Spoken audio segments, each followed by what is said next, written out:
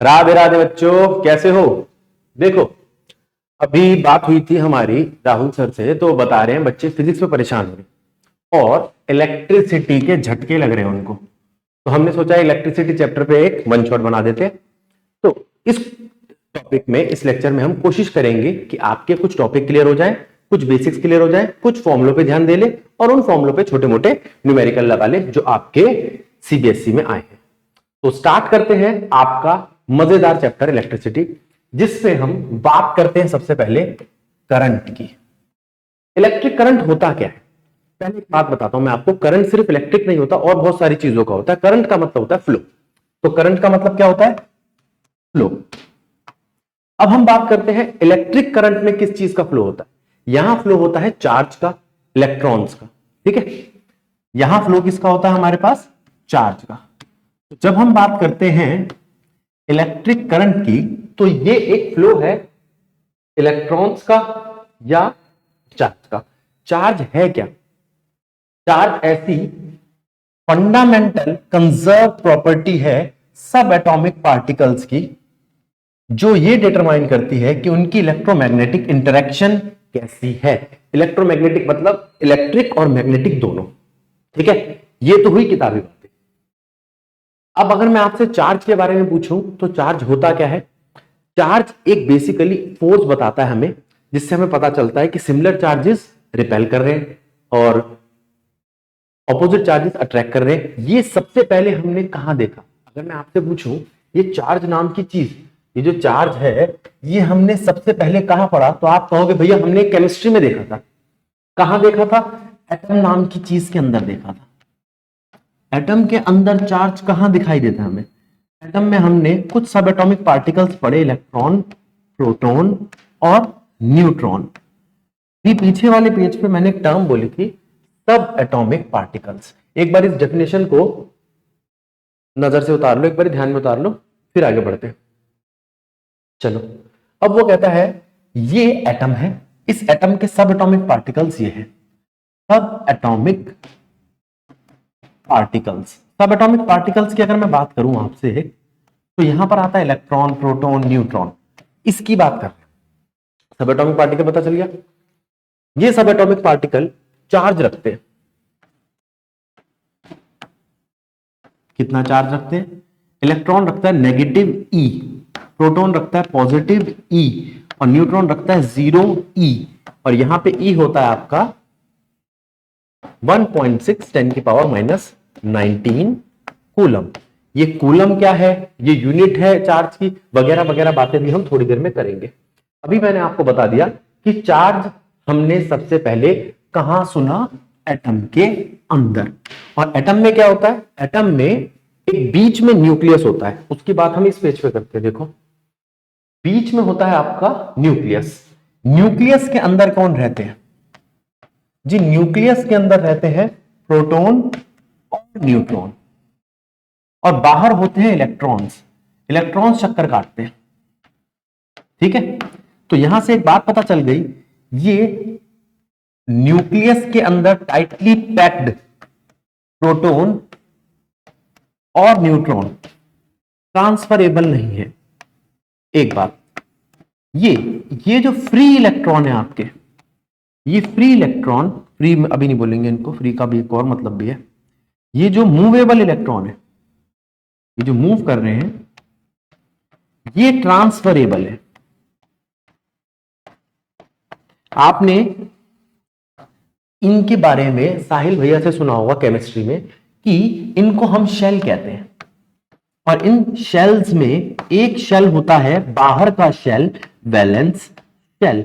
उस valence shell के electrons जो हैं वो फ्री टू मूव होते हैं।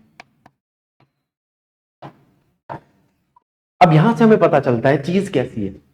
अगर कोई आसानी से अपने इलेक्ट्रॉन छोड़ दे तो वो कंडक्टर, और अगर कोई आसानी से इलेक्ट्रॉन ना छोड़े बिल्कुल, तो वो इंसुलेटर।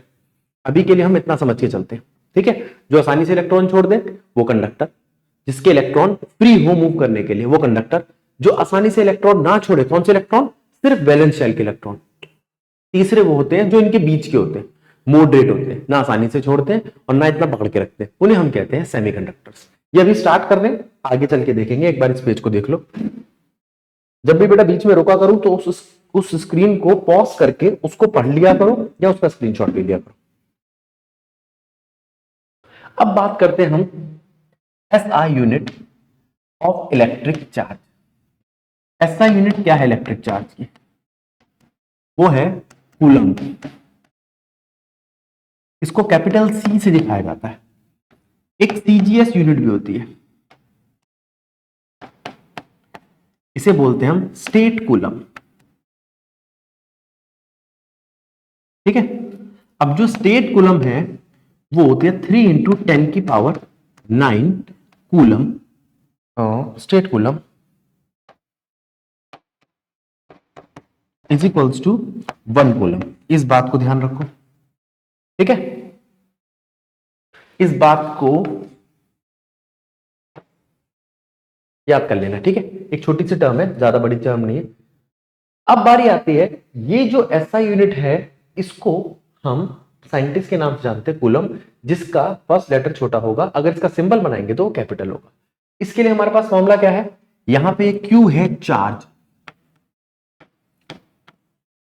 तो अगर हम पूछें क्यू का फॉर्मूला क्या है, चार्ज का फॉर्मूला क्या है, तो वो है Q is equals two plus का एनी या माइनस का एनी। प्लस का मतलब इलेक्ट्रॉन दिए हैं, माइनस का मतलब इलेक्ट्रॉन लिए हैं। यहां पे एक चीज मत दिमाग में ले आना कि प्लस का मतलब प्रोटॉन और माइनस का मतलब इलेक्ट्रॉन। नहीं, प्लस का मतलब इलेक्ट्रॉन कम हुए और माइनस का मतलब इलेक्ट्रॉन बढ़ गए। बस मैं भी एक आध केस दिखा दूंगा। एन का मतलब इंटीजर नंबर। इंटीजर नंबर मतलब ये हमेशा 0, 1, 2, 3 या -1, -2 इस तरीके से होंगे। ठीक है, ये पॉइंट में नहीं होंगे। एक बात। दूसरी बात, ये ई कौन है? क्या ये ई इलेक्ट्रॉन है? नहीं, ये एक क्वांटिटी है 1.6 10 की पावर -19 कूलम, जो मैंने अभी थोड़ी देर पहले आपको दिखाई दी थी। ये एक फिक्स स्मॉलेस्ट चार्ज की नेचर में पॉसिबल क्वांटिटी है, इससे छोटा चार्ज एग्जिस्ट नहीं करता। ठीक है, अब जरा ध्यान दे लो इस बात पे।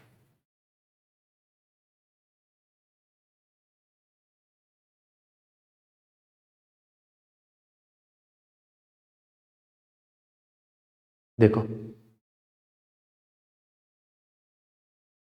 ठीक है, चलिए अब हमने इस पेज पे क्या क्या चीजें ध्यान दी उस पर ध्यान दो। एक, हमने चार्ज का सिंबल देखा, वो है आपका कैपिटल क्यू।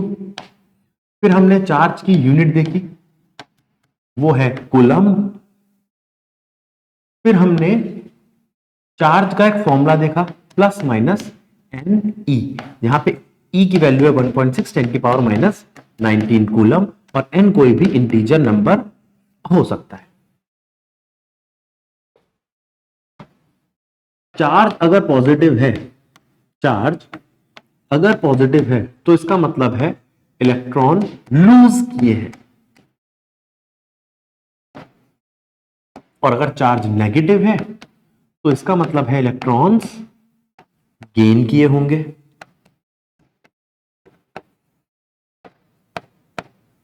जैसे एग्जाम्पल के तौर पे हम सोडियम को ले लेते हैं।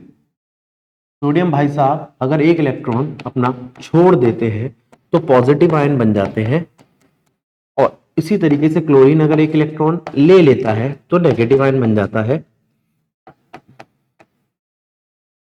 इसी तरीके से चार्ज ट्रांसफर होता है। इलेक्ट्रॉन लेना या इलेक्ट्रॉन देना, अगर आपने इलेक्ट्रॉन कम कर दिए तो पॉजिटिव, इलेक्ट्रॉन बढ़ा दिए तो नेगेटिव। अब क्या कहता है? Calculate the number of electron consisting in 1 coulomb of charge. पहले तो आप लिखो चार्ज कितना है, 1 कूलम। नंबर कितने हैं पता नहीं। ई कितना है 1.6 10 की पावर -19 कूलम। तो यहां पे आपका क्यू क्या बन जाएगा, एन ई। तो एन कितना आ जाएगा, क्यू बाय ई।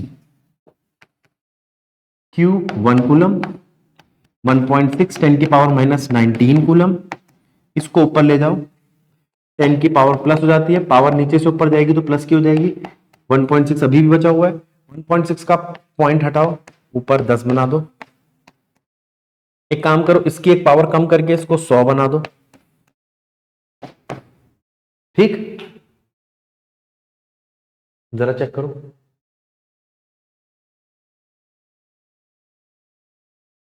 ये लीजिए, 16 को इससे काटो, 6 पे जा रहा है। ये है आपके नंबर, इतने नंबर ऑफ इलेक्ट्रॉन्स होते हैं एक कूलम में। तो एक कूलम चार्ज में 6.25 10⁻18 इलेक्ट्रॉन्स होते हैं। इस बात पे ध्यान दो और पूरा पेज रीड करो एक बार वीडियो रोक के। ठीक है, चलिए आगे चलते हैं। Current of 1 ampere is drawn by a filament of an electric bulb. The number of electrons passing through a cross section of filament is 16 in 16 second. Time दे रखा है 16 सेकेंड। आपको करंट दे रखा है 1 एम्पेयर। कितने इलेक्ट्रॉन पास करेंगे देखते हैं। इन दोनों को मिलाने से मुझे चार्ज मिल जाता है। यहां पर मैं आपको एक फॉर्मूला बताता हूं। करंट होता है Q बाय टी। तो Q कितना हो जाता है, करंट इनटू टी। इस फॉर्मूले का इस्तेमाल करूंगा मैं और मेरे पास Q आ जाएगा करंट इनटू में टाइम, करंट इनटू में टाइम। अब इस फॉर्मूले का इस्तेमाल अगर मैं करूं तो मेरे पास करंट चार्ज कितना आता है 16, 1 इंटू 16 यानी कि 16 कूलम। ये मेरा चार्ज आ गया। अब चार्ज कितना है 16 कूलम और चार्ज कितना होता है प्लस माइनस एनी। तो नंबर कितना आ गया 16 कूलम डिवाइडेड बाय 1.6 10 की पावर माइनस 19। माइनस 19 ऊपर जाके बन जाएगा प्लस 19।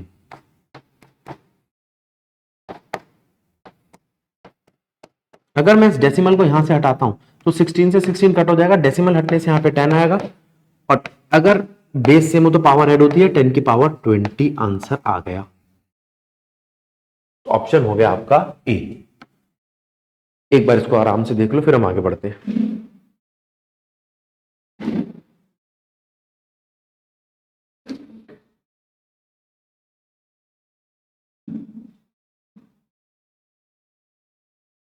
चलिए,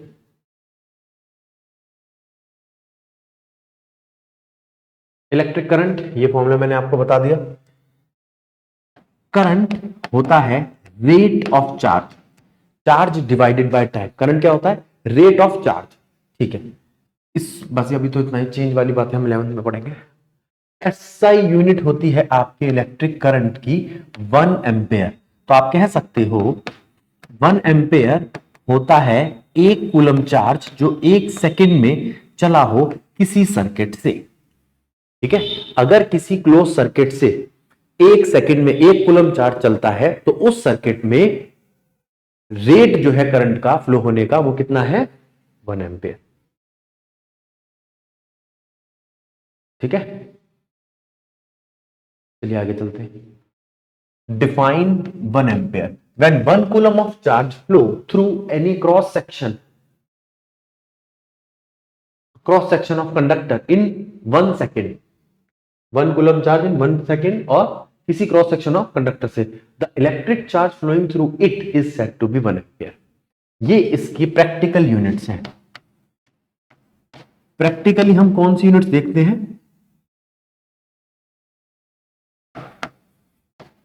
वो होती है हमारी मिली एम्पियर और माइक्रो एम्पियर। मिली एम्पियर और माइक्रो एम्पियर। देखो ध्यान रखना, अगर कहीं डी लिखा आता है तो उसका मतलब है डेसी, अगर सी लिखा आता है तो उसका मतलब है सेंटी, एम लिखा आता है तो उसका मतलब है मिली। इसका मतलब होता है 1/10 10 की पावर -1। इसका मतलब है 1/100 10 की पावर -2। इसका मतलब है 1/1000 10⁻⁻6 ओ -3, और यहां आता है माइक्रो। इसका मतलब होता है 1/10 लाख। हाँ, 10⁻⁻6। ठीक है, इसी के साथ साथ ये भी याद रख लो, एक होता है डेका, 10⁻1। एक होता है हेक्टा, 10⁻2। एक होता है किलो, 10⁻3। ये 3 भी याद रख लो, तो ये आपको कन्वर्जन में काम आ जाएंगे। जल्दी से देखो फिर आगे बढ़ते। चलिए, अब बारी आती है, अगर आपका करंट 0.5 एम्पेयर है, is drawn by a filament of electric bulb for 10 minutes। Time है आपका 10 मिनट, जिसको मैं सेकंड में कन्वर्ट कर रहा हूं 60 से मल्टीप्लाई करके, 600 सेकंड। देखो, करंट है, टाइम है, चार्ज आ जाएगा। अमाउंट ऑफ इलेक्ट्रिक चार्ज कितना होगा?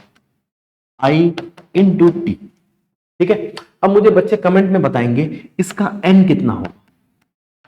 अगर आपने यहां से 0.5 मल्टीप्लाई में 600 करके इसकी वैल्यू निकाल लिए, इतना कूलम चार्ज, तो बताओ चार्ज पता है तो एनी के लिए फॉर्मूला कौन सा यूज होगा एन निकालने के लिए, और उसकी वैल्यू क्या होगी, ये आपको मुझे कमेंट में बताना है।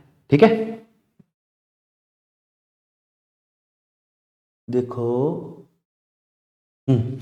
करीब 17 मिनट के आसपास है वीडियो में, तो मैं देखूंगा कि बच्चों ने इस पे जवाब दिया है कि नहीं दिया।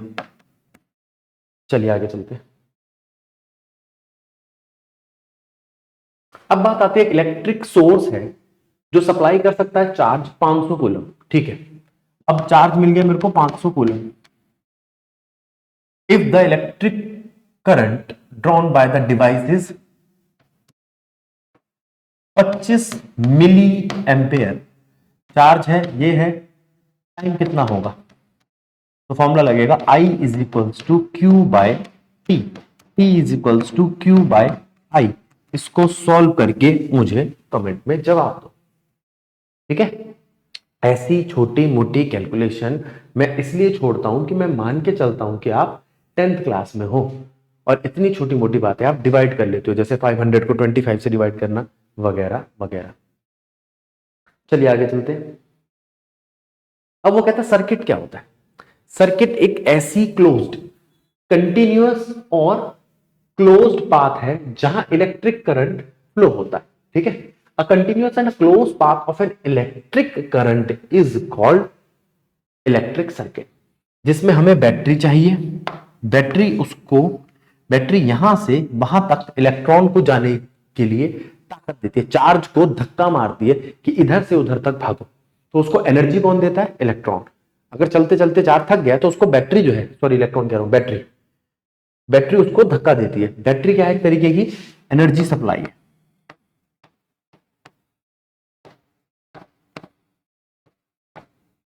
ठीक, अब वो कहता है स्विच क्या काम करता है। स्विच इस पूरे सर्किट को आपके लिए यूज होने लायक बनाता है। अब ऐसा सोचिए, ऐसा कोई सर्किट बना दिया जो चलता ही रहता है, तो वो किस काम का? हमारे तो तब काम आए ना जब हमारी मर्जी से चले, जब हम ऑन करें तो चालू हो जाए, जब हम ऑफ करें तो बंद हो जाए। वो हो गया आपका स्विच। ठीक है, वायर उसको चलने लायक, चलने के लिए इस चैप्टर में हम बोलते हैं कंडक्ट करना, तो कंडक्ट करने के लायक बनाती है वायर। तो वायर अच्छे मटेरियल की होनी चाहिए, ये कंडक्टर की होती है।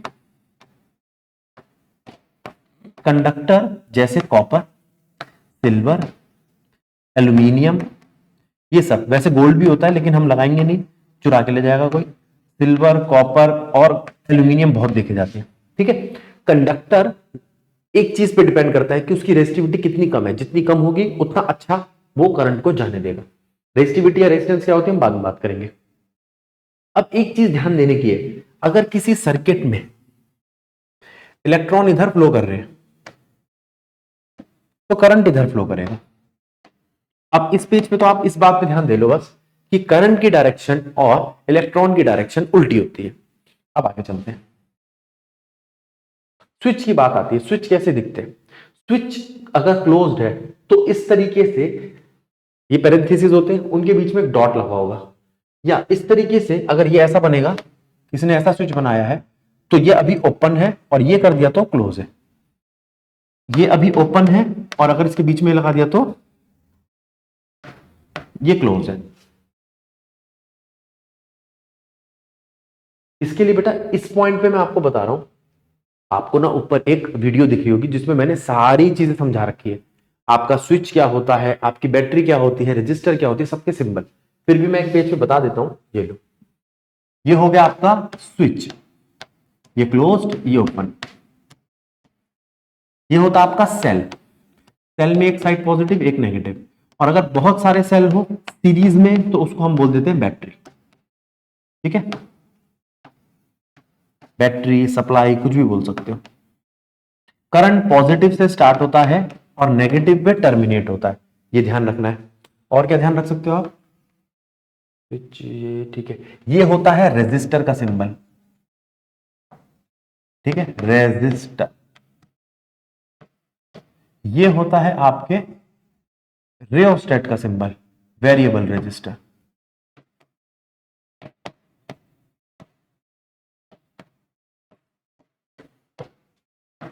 करंट को नापने वाला एमीटर, उसका सिंबल ये होता है, और वोल्टेज को नापने वाला वोल्टमीटर, उसका सिंबल ये होता है। इसके बारे में हम अभी आगे पढ़ेंगे। ठीक है, अच्छा, अगर कनेक्टिंग वायर ऐसे कर रही हो तो वो क्रॉस कर रही है, और अगर ऐसे कर रही हो तो वो ओवरलैप कर रही है। और देखते रहेंगे जो जो आएगा अभी, ये तो मैंने जो मुझे ध्यान में आया सर्किट के बारे में मैंने आपको बता दिया। अब वो कहता है पोटेंशियल डिफरेंस क्या होता है। पोटेंशियल डिफरेंस क्या है? Potential difference between 2 point A and B is work done per unit charge taking a charge from B to A. अच्छा, पोटेंशियल डिफरेंस से पहले हम एक बार पोटेंशियल समझ लें। पोटेंशियल, इसे V से दिखाया जाता है। क्या है ये? It is a work done to bring a unit positive charge from कहीं से दैट पॉइंट तक। तो अगर किसी पॉइंट पर कोई यूनिट पॉजिटिव चार्ज पड़ा है,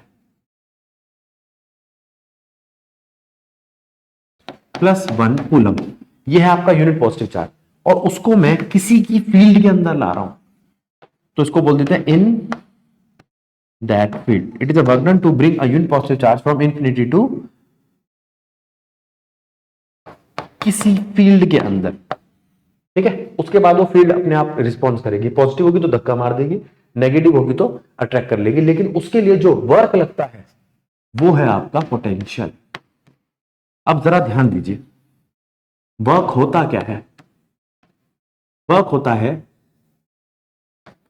पोटेंशियल इनटू कोई सा भी चार्ज, जो भी वो चार्ज ला ले जा रहा है।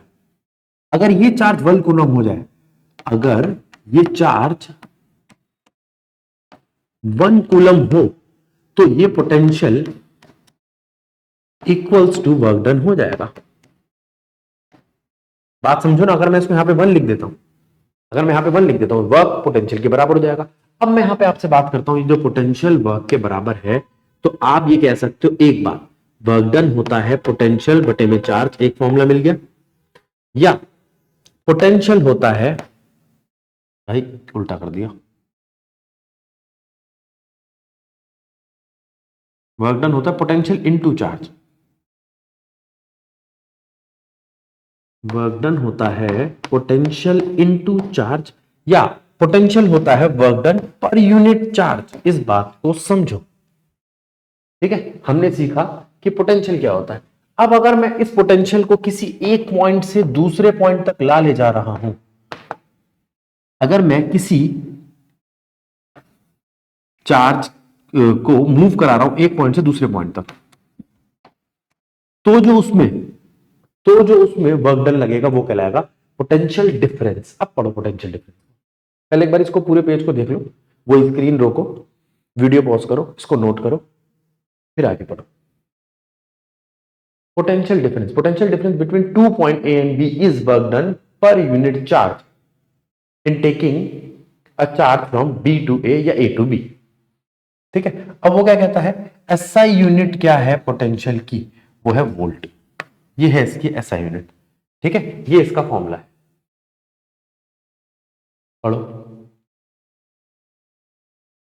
चलिए 1 वोल्ट। अब पोटेंशियल की डेफिनेशन क्या बनेगी, अब बताया था वर्क डन होता है या V होता है work done per unit charge. Work done के लिए हम यूज करते हैं 1 जूल और चार्ज के लिए 1 कूलम, और ये होता है हमारा 1 वोल्ट। तो 1 वोल्ट 1 जूल पर 1 कूलम है। अगर मैं 1 कूलम चार्ज को एक पॉइंट से दूसरे पॉइंट तक लाता ले जाता हूं और वहां मेरा 1 जूल वर्क होता है, तो उस वक्त जो पोटेंशियल लगता है उसको कराने के लिए वो होता है 1 volt. The potential difference between 2 point is said to be 1 volt if 1 joule of work is done in moving 1 coulomb charge of 1 coulomb electric charge from one point to another. Electron always flow, ये बात ध्यान रखने की, electron हमेशा flow होते हैं lower potential to higher potential. ठीक है, इसको देखो फिर आगे बढ़ते हैं। चलो अब बात आती है ये बैटरी क्या करती है। बैटरी अभी बताया था मैंने, एनर्जी प्रोवाइड कर दी है। मान लो यहां से कोई चार्ज गया, जब बैटरी पास हो गई उसकी, ठीक है, यहां आया था थका थका, यहां आती उसको एनर्जी मिली, एनर्जी खाके जब वो बाहर निकला तब उसके पास फुल एनर्जी थी। तो यहां पर बैटरी क्या काम करती है, ये एनर्जी, चार्ज को एनर्जी देने का काम करती है। आगे, how much energy is transferred by 12 volt power supply to each coulomb of charge which it move around a circuit. ठीक है, आपके पास वोल्टेज है 12, पोटेंशियल है, चार्ज कितना है 1 कूलम, तो वर्क डन कितना हुआ V इंटू क्यू, यानी कि 12 जूल। और जितना वर्क डन है वर्क इक्वल है एनर्जी के, उसने एनर्जी मांगी थी 12 जूल। ठीक है, चेक करो क्वेश्चन को और आंसर को रीड करो, फिर हम आगे बढ़ते हैं।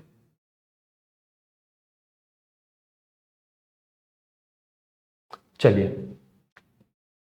कहता है what is the potential difference, क्या है potential difference between the conductor A and B shown below.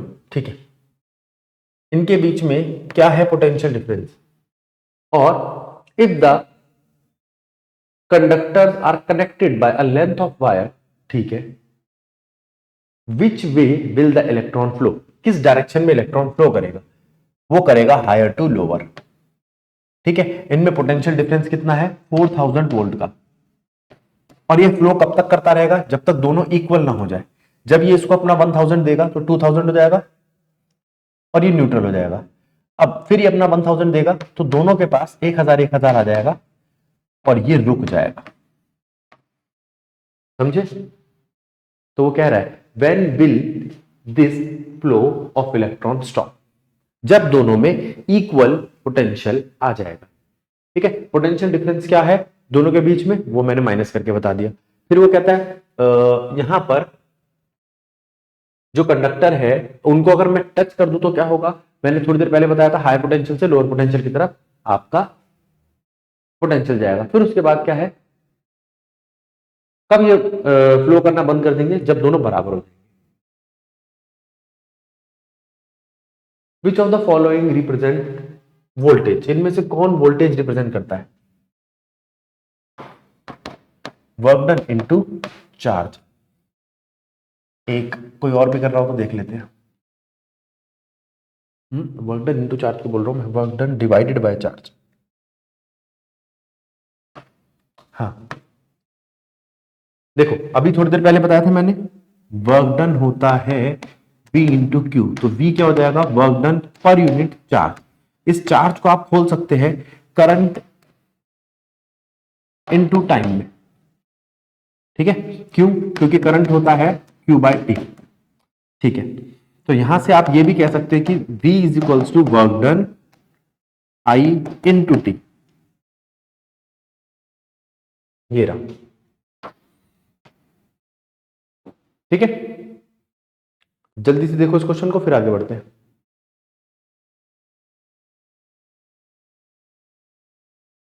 Resistance, resistance electric current के फ्लो को रेजिस्ट करता है। अभी हम इतना समझ लेते हैं। Oppose the opposition to flow of electrons या करंट, या अपोज द करंट। ठीक है, अब वो कहता है मान लो यहां से करंट जा रहा है, ये भाई साहब है रेजिस्टर जिनकी यूनिट है ओम, जो रेजिस्टर लिखा है इसके बीच में। ठीक है, जो रोक रहे हैं करंट को जाने से, और धक्का कौन मार रहा है? वोल्ट। इससे हमने समझाने की कोशिश की है कि किस तरीके से रेजिस्टेंस ब्लॉक करता है करंट के जाने का रास्ता। जिस तरीके से आपका फ्रिक्शन होता था, उसी तरीके से फ्रिक्शन किसको? मोशन को रोकता था। ये भाई साहब किसको रोकते हैं? करंट के मोशन को रोकते हैं, या करंट के फ्लो को रोकते हैं। अब बारी आती है, रेजिस्टेंस का सिंबल क्या है? आर। रेजिस्टेंस की यूनिट क्या है? ओम। फिर वही बात, इसकी यूनिट ये भी हो सकती है मिली ओम, माइक्रो ओम। इनके बारे में मैं आपको पीछे बता चुका हूं। ठीक है, चलिए आगे चलते हैं।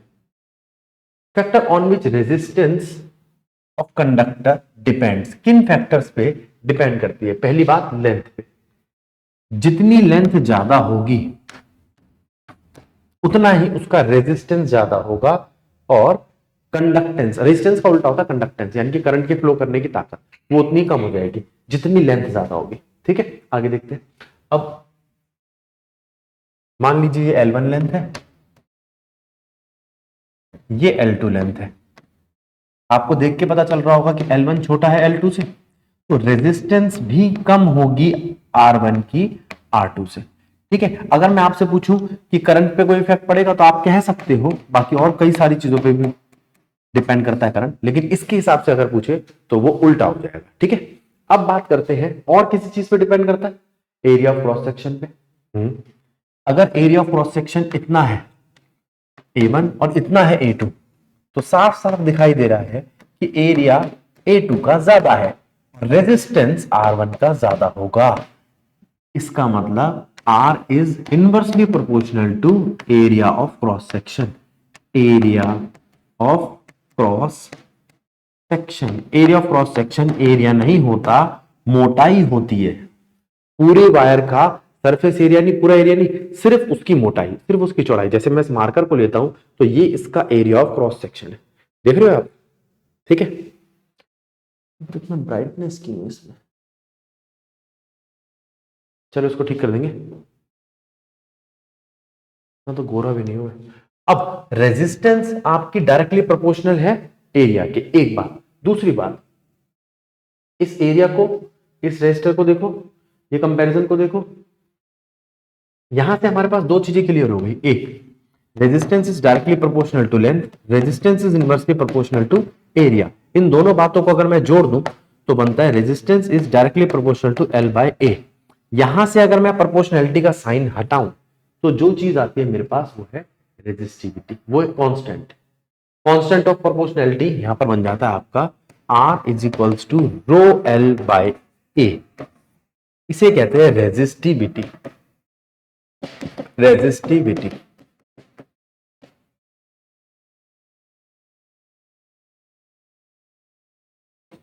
ठीक है, चलिए आगे चलते हैं। तो रेजिस्टेंस डिपेंड करती है नेचर ऑफ मटेरियल पे, नेचर ऑफ मटेरियल को हम कह रहे हैं रेजिस्टिविटी। रेजिस्टेंस डिपेंड करती है टेम्परेचर पे, जितना टेम्परेचर बढ़ेगा कंडक्टर के लिए उतनी रेजिस्टेंस बढ़ेगी, सेमीकंडक्टर के लिए घटेगी। इंसुलेटर पे, इंसुलेटर इंडिपेंडेंट है टेम्परेचर से, जितना मर्जी टेम्परेचर बढ़ाओ इंसुलेटर पे कोई खास फर्क नहीं पड़ता। ध्यान दो, resistance depend on nature of material, बिल्कुल सही। तो यहां से हमारे पास जो फॉर्मूले आए वो ये आए, एक R is equals to rho L/A। इसके अंदर टेम्परेचर दिखाई नहीं देता, कंडक्टर के लिए जो फॉर्मूला है टेम्परेचर का वो ये है, R किसी T टेम्परेचर का is equals to R naught 1 plus alpha delta T. यहां पे आर ये है रेजिस्टेंस एट 0 डिग्री, ये है रेजिस्टेंस एट टी टेम्परेचर या टी डिग्री सेल्सियस, ये है चेंज इन टेम्परेचर,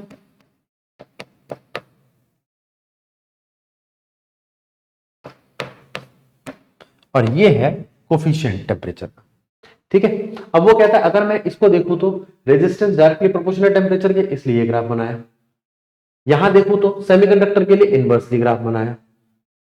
ठीक है, ध्यान दो। अच्छा, एक चीज और मैं लिख देता हूं अलॉय के लिए। अलॉय के लिए भी रेजिस्टेंस डायरेक्टली प्रोपोर्शनल है टेम्परेचर के, लेकिन ग्राफ थोड़ा ऊंचा होता है और कम असर पड़ता है, इतना ज्यादा असर नहीं पड़ता टेम्परेचर बढ़ाने से अलॉय की रेजिस्टेंस पर। ठीक है, एक तो बहुत देर में स्टार्ट होता है, एकदम से स्टार्ट नहीं होता, और थोड़ा ऊंचा होता है, बस ये ध्यान रखना, ये थोड़ा कम असर पड़ता है। ये चारों ग्राफ देख लो, फिर हम आगे बढ़ते हैं।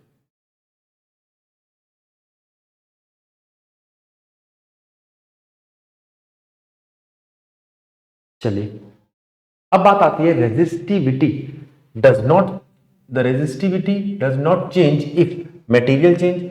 मटेरियल चेंज होगा तो रेजिस्टिविटी चेंज होगी, टेम्परेचर चेंज होगा तो होगी, शेप पे डिपेंड नहीं करती रेजिस्टिविटी।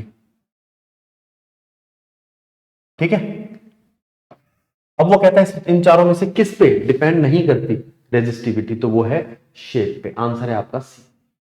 ठीक है, पढ़ लो इसको, फिर आगे बढ़ते हैं। इस पेज पे ध्यान देना बेटा, मैंने इसको रोका नहीं था। वीडियो को पॉज करो, इसको नोट करो।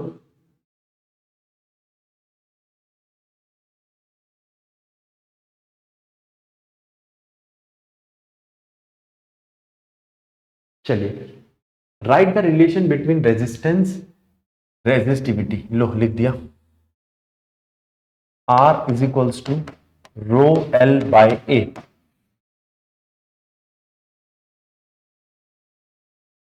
Hence drive SI unit of electric resistivity. R की यूनिट है ओम, लेंथ की यूनिट है मीटर, एरिया की यूनिट है मीटर का स्क्वायर। इन सबको रखूंगा और यहां से मैं रेजिस्टिविटी का फॉर्मूला निकालूं तो वो आता है R A by L, ohm metre square बटे में मीटर, काटने पर आता है ओम मीटर।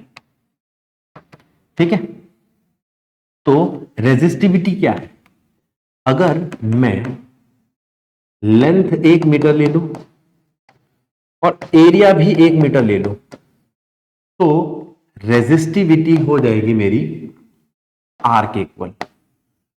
तो रेजिस्टिविटी एक स्पेसिफिक रेजिस्टेंस है, रेजिस्टिविटी एक स्पेसिफिक रेजिस्टेंस है ऐसी वायर की जिसकी लेंथ 1 मीटर हो और area of cross section 1 metre square. Resistivity specific resistance है, फिक्स रेजिस्टेंस है किसी वायर की जिसकी लेंथ 1 मीटर हो। तो ये मैं एक आध मार्कर देखता हूं,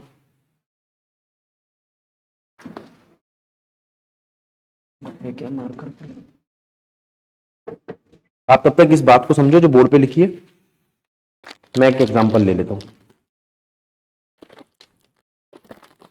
देखो, जैसे मान लो मैंने आपसे कहा कि मेरे पास ये 3 मटेरियल है, इन तीनों मटेरियल की लेंथ सेम है, एरिया ऑफ क्रॉस सेक्शन यानी कि इनकी मोटाई सेम है, लेकिन मटेरियल अलग है।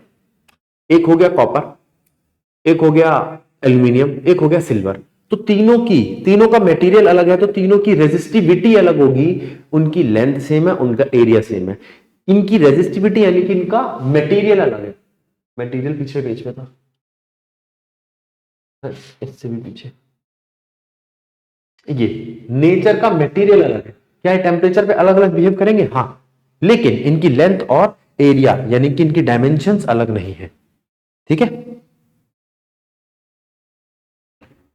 इस पेज पे ध्यान दो, फिर हम आगे बढ़ते हैं।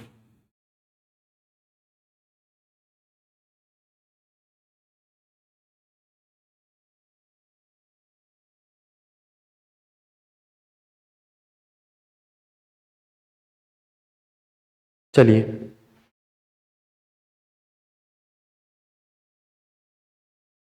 अब इस पेज पे ध्यान दो, the resistance of metal wire of length इतना इज 60 ओम.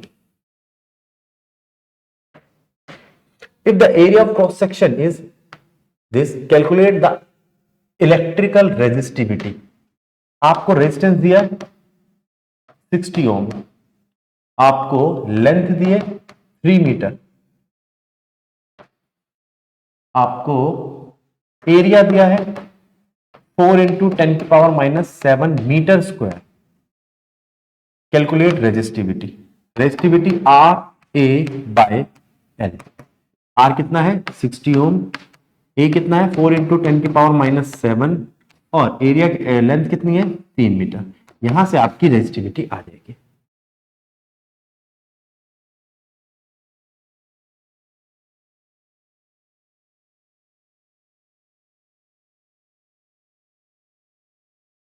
चलिए आगे.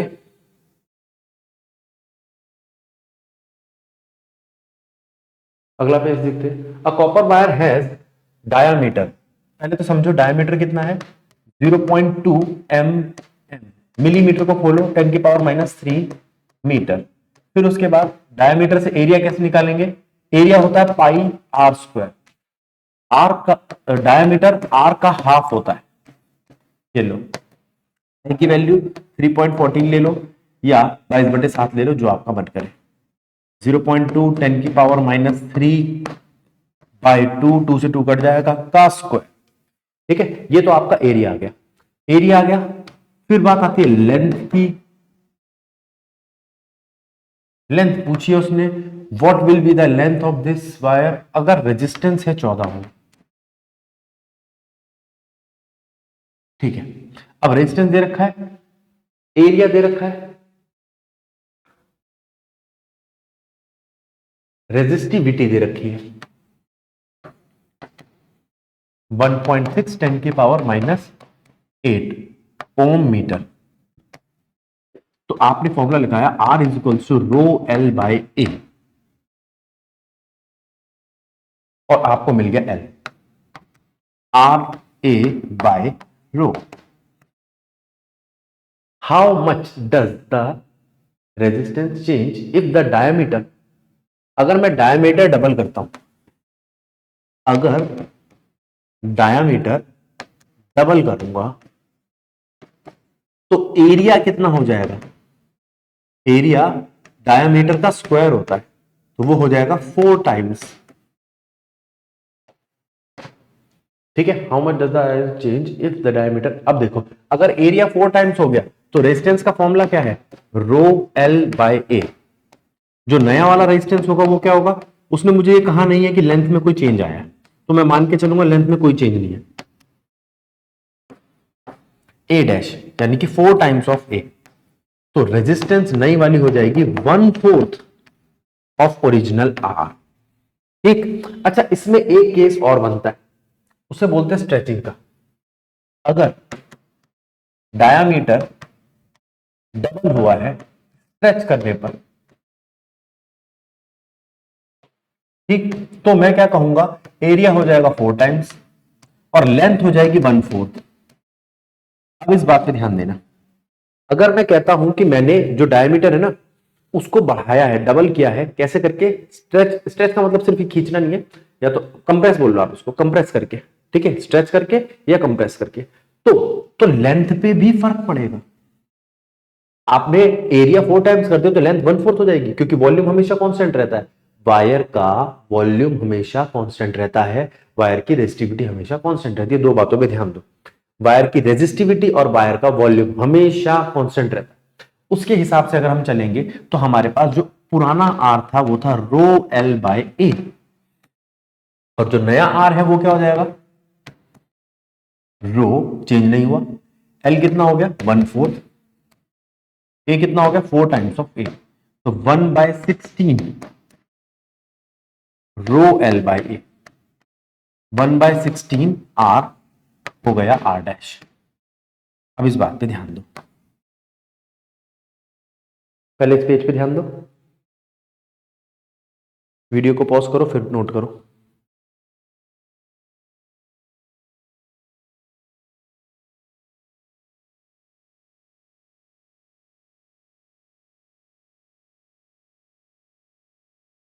अब नेक्स्ट पेज।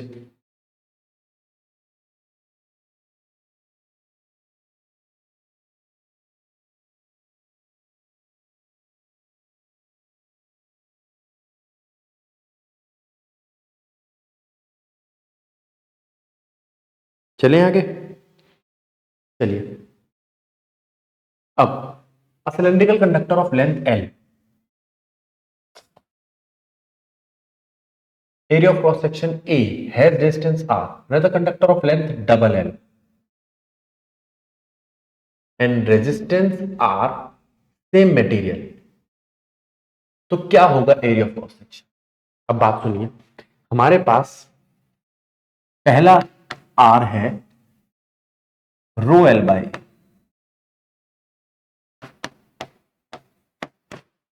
दूसरा वाला R भी R ही है, जो दूसरा R है यहां R1 ले लो, यहां R2 ले लो, वो भी R ही है, रो भी सेम है, लेकिन उसने लेंथ डबल कर दी तो उसको एरिया भी डबल करना पड़ेगा, तभी वो 2 इस 2 से कटेगा और फिर सेम आपका रो एल बाई है। तो एरिया कितना होना चाहिए? डबल। चेक करो, आगे चलते हैं। Resistance on changing the dimension of wire, ठीक है। अब वो कहता है अगर मैं एरिया और लेंथ चेंज करूं, वही जो मैंने अभी आपको बोला था स्ट्रेच वाला क्वेश्चन, तो कैसे काम करेगा? देखिए, अगर एरिया इंक्रीज, अगर एरिया बढ़ाए तो उसके साथ साथ लेंथ हो जाएगी डिक्रीज, ठीक। ये दोनों साथ साथ चलते हैं। एक बात, area increase length decrease, area increase से रेजिस्टेंस डिक्रीज, लेंथ डिक्रीज से भी रेजिस्टेंस डिक्रीज, इसका मतलब total resistance decrease by square, square लग जाएगा। आपने कहा मैंने एरिया डबल कर दिया तो लेंथ हाफ हो गई, तो रेजिस्टेंस 1/4 हो गई, ठीक है, स्क्वायर लग गया 2 का। एरिया ट्रिपल कर दिया, लेंथ 1/3 हो गई, लेंथ 1/3 हो गई, तो रेजिस्टेंस 1/9 टाइम्स हो गई, स्क्वायर लग जाएगा। इस बात पर ध्यान दो,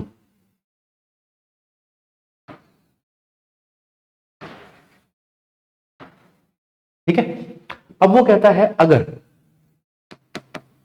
लेंथ इंक्रीज कर दी तो एरिया डिक्रीज कर जाएगा और फिर रेजिस्टेंस इसकी वजह से इंक्रीज हो जाएगी बाय स्क्वायर, ठीक है।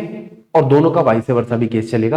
अब हम आपको बता रहे हैं, तो कुछ केस दिए हैं, क्वेश्चन आ गया सीधा, लो।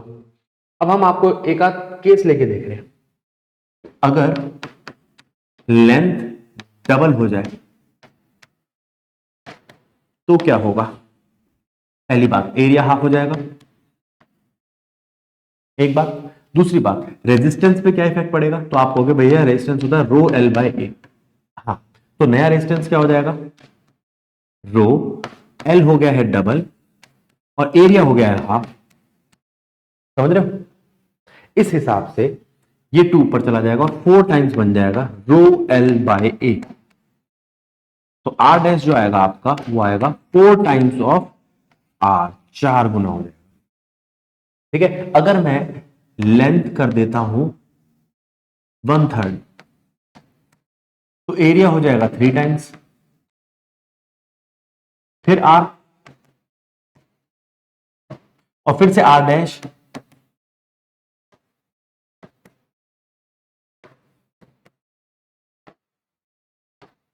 फिर 3 से मल्टीप्लाई हो गया, तो नया एरिया बनेगा 1/9 टाइम्स, ठीक है। अब हर बार लेंथ नहीं होगा, मान लो एरिया में कर दूं 5 टाइम्स, तो लेंथ कितना हो जाएगा? 1/5 टाइम्स, तो आर फिर रो एल बाय ए और आर डैश रो एल कहां गया, 1/5 एल और 5 टाइम्स ऑफ ए, यानी कि 1/25 टाइम्स, यानी कि हर बार स्क्वायर ही लग रहा है। चेक करो, चेक करो एक बार इसको पूरे को, फिर हम आगे चलते हैं।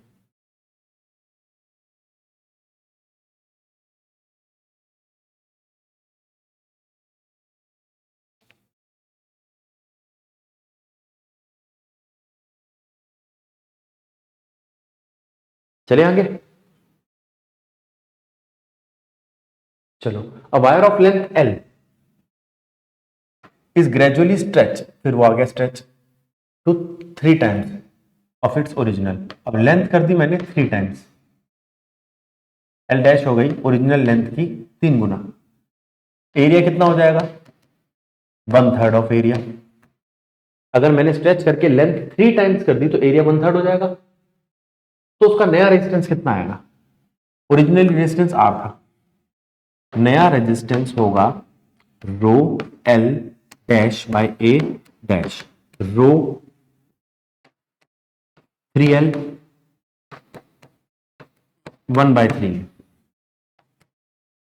ये नीचे का 3 ऊपर चला जाएगा तो आपका आर डैश कितना आएगा? 9 रो एल बाई ए। तो ये बन जाएगा आपका 9 टाइम्स ऑफ आर। समझो। चलिए आगे चलते हैं। In case of 4 wires of same material, the resistance will be minimum if diameter and length of wire क्या होगी? 4 वायर थे, ठीक है, मटेरियल सेम है उनका, ठीक है। अगर मैं कहूं रेजिस्टेंस विल बी मिनिमम, कम से कम रेजिस्टेंस होगा अगर उनका डायामीटर और लेंथ हम इनमें से कुछ चूज करें, ठीक है। रेजिस्टेंस कम करना है तो लेंथ कम होनी चाहिए, डायमीटर ज्यादा होना चाहिए। सब में से ज्यादा डायमीटर यहां दिखाई दे रहा है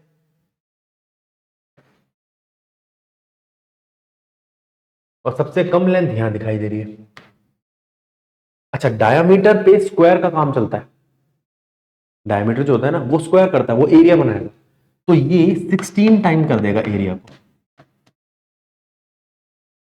अब इसको अगर मैं इन दोनों को देखूं तो ये 2, ये 16। यहां तो डायमीटर कम है, लेंथ ज्यादा है, डायमीटर कम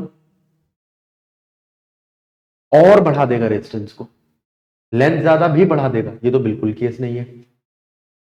यहां डायमीटर उतना नहीं है, इन दोनों को देखो, यहां पर 4D बनेगा, एल डबल का फर्क है लेकिन यहां पे 4 टाइम्स का फर्क है, डी ऑप्शन है इसका। जितना डायमीटर ज्यादा होगा उतनी रेजिस्टेंस स्क्वायर से कम होगी। तो मैं लेंथ को ना देखते हुए डायमीटर को देखूंगा। अगर यहां भी लेंथ और एरिया होता तो मैं दोनों को बराबर मानता। डायमीटर है, डायमीटर स्क्वायर पे काम करता है। मैं आपको फिर से फॉर्मूला लिख के देता हूं। एरिया होता है पाई आर स्क्वायर या पाई डी बाय 2 का स्क्वायर। तो जो आपका रेजिस्टेंस है वो डिपेंड करता है एरिया पे इनवर्सली और डायमीटर के स्क्वायर पे इनवर्सली। समझे? चलिए आगे चलते हैं। Ohm's law. ओम्स लॉ क्या कहता है? ओम्स लॉ कहता है अगर टेम्परेचर कांस्टेंट है तो जो करंट फ्लो कर रहा है किसी कंडक्टर से वो डायरेक्टली प्रोपोर्शनल होगा उसके पोटेंशियल डिफरेंस के, ठीक है। और यहां पर प्रोपोर्शनलिटी का साइन हटा के हमारे पास जो आता है वो है आर, और फॉर्मूला बन जाता है V equals to I R at constant temperature.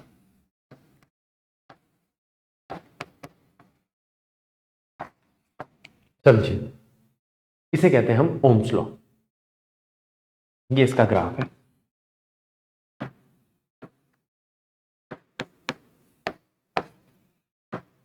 जो ओम्स लॉ को मानते हैं उन्हें हम कहते हैं ओमिक कंडक्टर, जो ओम्स लॉ को नहीं मानते उन्हें हम कहते हैं नॉन ओमिक कंडक्टर। होता क्या है, ये लिनियरिटी खराब हो जाती है, ऐसी हो जाती है। किसकी वजह से? करंट की वजह से। करंट की वजह से क्यों? क्योंकि करंट जब बढ़ता है तो एक चीज बढ़ती है उसे बोलते हैं हीट। हीट अभी हम आगे पढ़ेंगे। हीट का फॉर्मूला होता है करंट का स्क्वायर RT। तो जब भी करंट बढ़ेगा तो हीट स्क्वायर से बढ़ेगी और वो उसकी लिनियरिटी को खराब कर देगी।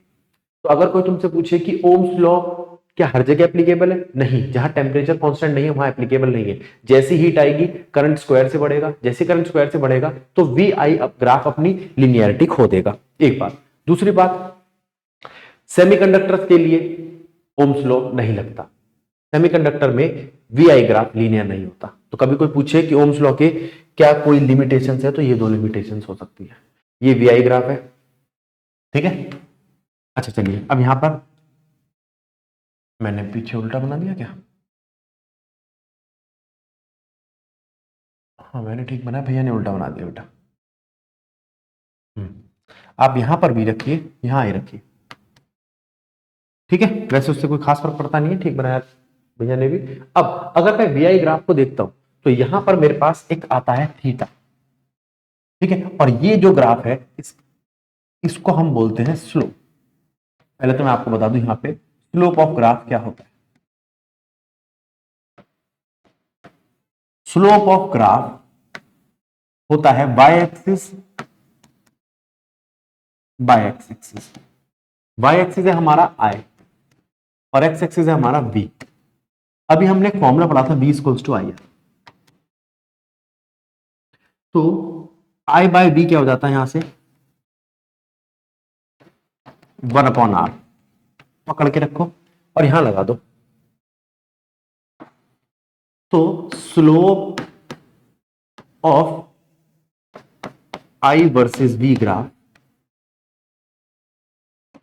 यानी कि I by V is equals to 1 by resistance. याद रखना 1 बाय रेजिस्टेंस। स्लोप का एक और बात बता रहा हूं मैं आपको, टेन थीटा। 10th क्लास में आ गए, ट्रिग्नोमेट्री आपने पढ़ रखी है, तो स्लोप में एक चीज और आती है, उसे बोलते हैं हम टेन थीटा। टेन थीटा की एक खास बात है, टेन थीटा में जैसे जैसे एंगल बढ़ेगा, ये लिख दो, देखो टेन थीटा में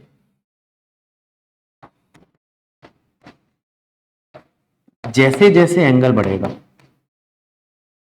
जैसे जैसे एंगल बढ़ेगा टेन थीटा भी बढ़ेगा, और जैसे जैसे आपका टेन थीटा बढ़ेगा स्लोप बढ़ेगा। स्लोप बढ़ेगा, रेजिस्टेंस घटेगा। आपका स्लोप इनवर्सली प्रोपोर्शनल है रेजिस्टेंस से, ध्यान दो। ये रिलेशन देखो, अगर किसी का स्लोप बढ़ता चला जाएगा तो रेजिस्टेंस घटता चला जाएगा। आगे अपने आप एक क्वेश्चन आ ही जाएगा, देखना। What does slope of V I graph give? Slope of V I graph give inverse of resistance, inverse of resistance. अगर मैं ये लेता हूं और यहां पे दो ग्राफ बनाता हूं, एक 30 डिग्री पर और एक 60 डिग्री पर, मुझे पता है 1060 बड़ा है 1030 से, 1060 बड़ा है 1030 से। तो इसका मतलब इसको मैंने नाम दिया है ए, इसको नाम दिया है बी। स्लोप बी का बड़ा है स्लोप ए से, तो रेजिस्टेंस बी का छोटा होगा रेजिस्टेंस ए से। ये मैं बोलना चाहूंगा, क्योंकि आपसे रेजिस्टेंस का क्वेश्चन ही पूछा जाएगा। पहले इसको समझ लो, वीडियो पॉज करके इसको पिक्चर को ले लो, फिर आगे बढ़ते हैं। चलिए, अब वो कहता है study the V I graph, कर लिया भैया। फिर उसके बाद मैंने 3 रेजिस्टेंस दे दिया आपको, 1 2 3। स्लोप किसका बड़ा है? इस भाई साहब का स्लोप बड़ा है, तो इसकी रेजिस्टेंस कम होगी। रेजिस्टेंस 1 की कम होगी, 2 की ज्यादा होगी, 3 की और ज्यादा होगी। अब देख लो कौन सा ऑप्शन ठीक है। जिसका स्लोप बड़ा होगा उसकी रेजिस्टेंस कम होगी। सेम क्वेश्चन लगा लेना।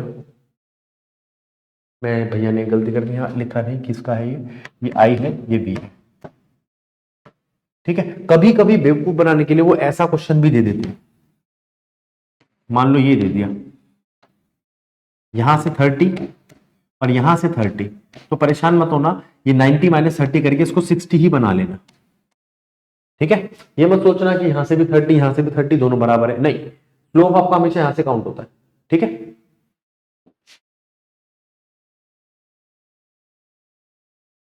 The potential difference between the terminals of an electric heater is 60 volt. जो पोटेंशियल डिफरेंस है वो 60 वॉट है। When it draws a current of 4 ampere from the source, what current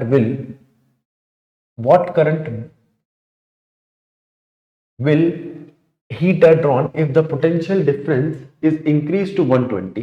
ठीक है, अब वो कहता है भैया मैं आपको पोटेंशियल दे रहा हूं 60, करंट दे रहा हूं 4, रेजिस्टेंस आ गया V बाय I 15 ओम। मैंने रेजिस्टेंस चेंज नहीं करा, हीटर वही है, हीटर सेम है ना, उसकी लेंथ चेंज कर रहा हूं ना एरिया ना रेजिस्टिविटी, तो रेजिस्टेंस चेंज नहीं करा, पोटेंशियल मैंने बदल दिया।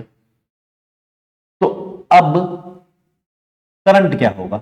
पोटेंशियल नए वाले का है 120, करंट नए वाले का मुझे नहीं पता, रेजिस्टेंस अभी भी वही है क्योंकि मैंने हीटर चेंज नहीं करा। तो करंट क्या होता है? V by R। V कितना है? 120 बाय 15। मान के चल रहे हैं, अब आप सॉल्व कर लोगे इसको, क्योंकि भाग करना तो आता ही है आपको। जल्दी से इस पूरे पेज को पढ़ो फिर आगे चलते हैं।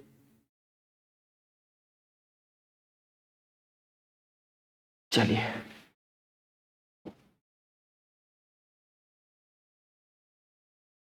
Connection in circuit.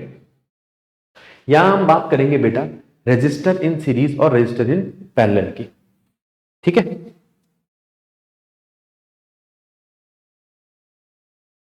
देखो जब हम बात करते हैं बेटा सीरीज कनेक्शन की,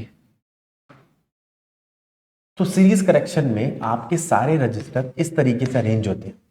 ठीक है, एक के साथ एक के साथ एक। सीरीज में करंट सेम रहता है,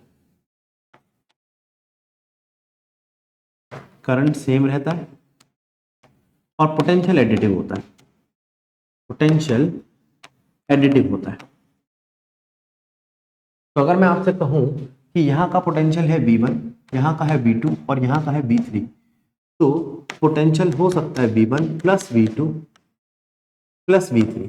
V को मैं कह सकता हूं आपका IR plus IR2 plus IR3। I तो सेम था इसलिए मैंने I चेंज नहीं किया, और यहां से आपका आ गया IR सीरीज। तो आपका R सीरीज कितना आया? R1 plus R2 plus R3। समझो इसको। इसके बाद बारी आती है पैरेलल की।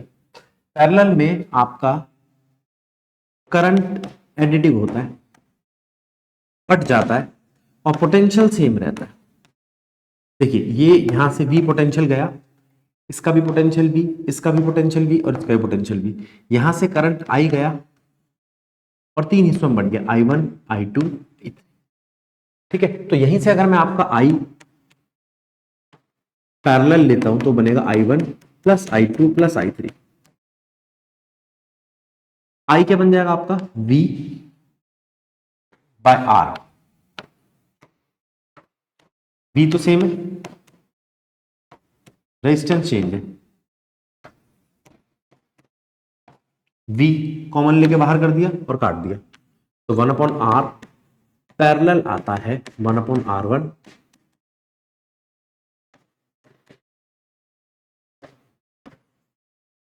देखिए। चलिए आगे चलते हैं। Draw a schematic diagram of circuit consisting of a battery of 6 2 volt cell. 1 cell, 2 cell, 3 cell, 4 cell, 5 cell, 6 cell. ठीक, और क्या चीजें इसमें देखते हैं। 6 ohm resistor, 12 ohm resistor, 18 ohm resistor and a plug key, all are connected in series. 6 ohm, 12 ohm, 18 Om.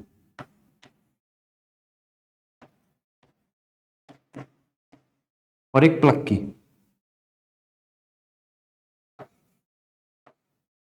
Circuit close उसने दिखा दिया क्योंकि आगे क्वेश्चन देखते हैं क्या कह रहा है। Electric current flowing in the circuit. ठीक है, कैलकुलेट करो। अच्छा, की क्लोज है और इलेक्ट्रिक करंट कैलकुलेट करो। यहां पर आपके पास 12 वोल्ट की बैटरी है, इक्विवेलेंट रेजिस्टेंस कितना हो गया, जोड़ दो तीनों को, तो करंट कितना आया, V by R. V by R कितना भैया आपका 12/36, 1/3 एम्पेयर। ठीक है, पोटेंशियल डिफरेंस अक्रॉस इसके। अब अगर आपको देखा जाए तो यहां पर मैंने आपको बताया था सीरीज में पोटेंशियल एडिटिव होता है, तो ये आपसे V3 मांग रहा है। V3 कितना होगा, V3 होगा I मल्टीप्लाई में R3। I आपका कितना है 1/3 मल्टीप्लाई में R3, निकाल लो जवाब आ जाएगा। ठीक है, समझो इस क्वेश्चन को, फिर आगे बढ़ते हैं। चलिए, अब वो कहता है 3 रजिस्टर है, 2 ओम के, 3 ओम के, 6 ओम के, कनेक्ट करते हैं सीरीज में और पैरेलल में। ठीक है, draw the arrangement of the resistors. ये हो गया आपका पैरेलल में,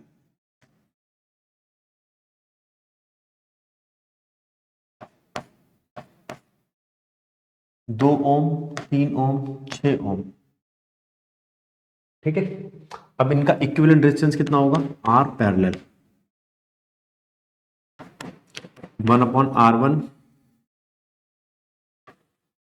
1/R2, 1/R3।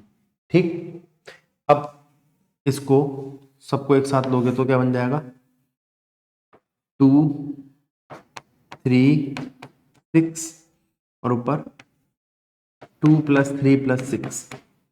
ठीक है, इसको उल्टा करोगे तो आर भी इतना आ जाएगा।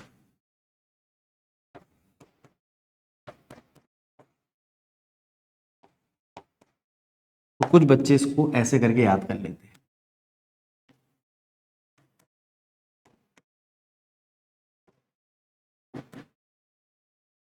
R1, R2, R3, R1 + R2 + R3। ठीक है,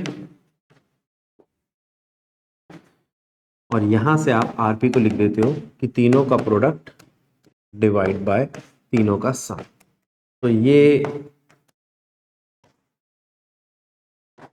जब टीचर मान के चलता है कि बच्चे को एलसीएम ही लेना नहीं आता, तब बेचारा ये लगाता है। फिर उसके बाद कुछ टीचर बोल देते कि हमने एक नई ट्रिक बनाई है, भगवान ही मालिक। आगे, अब बारी आती है सीरीज की। अगर हम 3 रजिस्टर सीरीज में लगाएं, जैसे 2 ओम, 3 ओम, 6 ओम, यहाँ की दिखाना चाहो तो दिखा देना, इसमें भी दिखा सकते हो। तो आंसर क्या होगा, ऐड कर दो 11 ओम। ठीक है, वीडियो को पॉज करो, पूरा पेज नोट करो, फिर हम आगे बढ़ेंगे।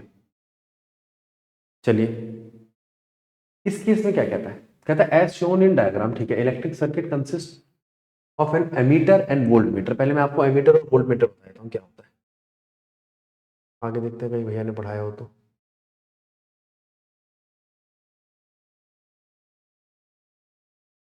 चलो कोई नहीं, देखो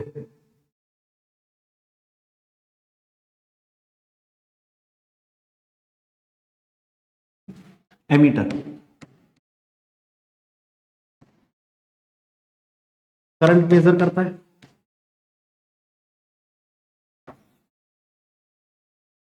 सीरीज में लगता है।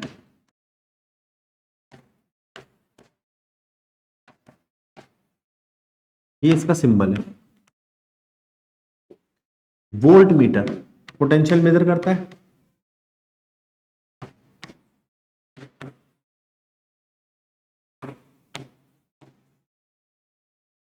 पैरेलल में लगता है।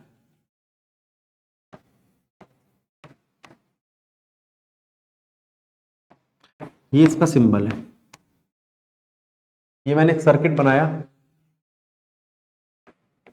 ये एक बैटरी लगाई, ये की बना दी, ये लग गया आपका एमीटर।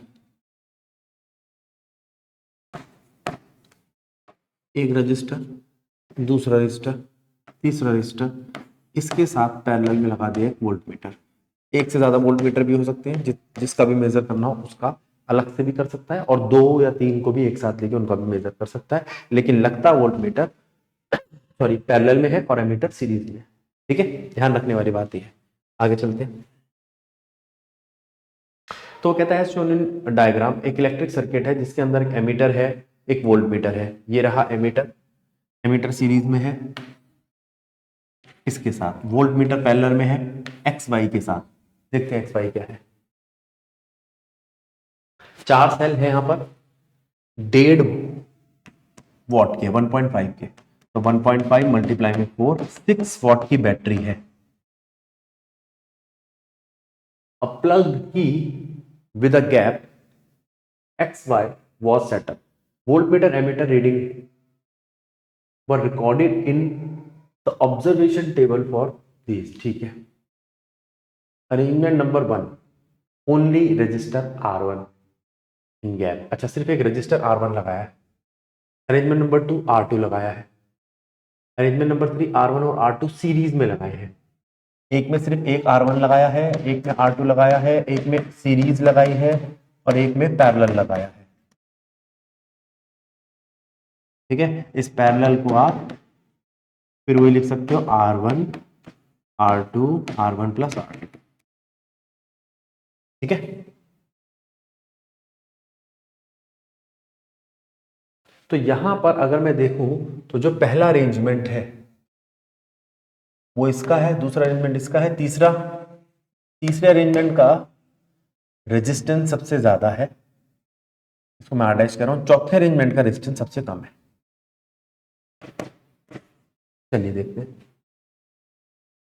तो वो कहता है which one of the graph represent the series combination, इनमें से कौन सीरीज दिखा रहा है? डी, सब उल्टा ए, क्योंकि ए का रेजिस्टेंस यहां सबसे कम है, उससे ज्यादा है बी का, उससे ज्यादा है सी का और सबसे ज्यादा है डी का। ऐसा क्यों? मैंने पीछे क्वेश्चन में कराया था, जिसका स्लोप ज्यादा होगा उसका रेजिस्टेंस कम होगा, जिसका स्लोप ज्यादा होगा उसका रेजिस्टेंस कम होगा। Which one of the graph represent the series combination? जिसका स्लोप कम है उसका रेजिस्टेंस ज्यादा है। स्लोप तो कम कर दी, यहां गलत लिख दिया। जिसका स्लोप कम है उसका रेजिस्टेंस ज्यादा है, तो ये है आपका सीरीज। और जिसका रेजिस्टेंस सबसे कम है वो है पैरेलल। देखते हैं, which one of these graph represent parallel combination. ठीक है, बता दिया कौन सीरीज कौन पैरेलल। अब फर्स्ट सी का फर्स्ट पार्ट क्या कहता है? Show an arrangement of 3 register each of resistance 10 so that the combination has 15। अच्छा, अब सोचिए, वो कह रहा है कुछ ऐसा कीजिए, थर्ड पार्ट के लिए क्या कह रहा है देखना।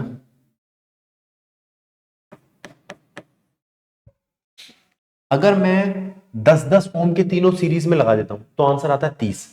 1/10 1/10 1/10 लगा देता हूं तो आंसर आता है, तीनों को मल्टीप्लाई कर दो, डिवाइड में उसका सम कर दो। ठीक है, तो अब यहां पर वो कहता है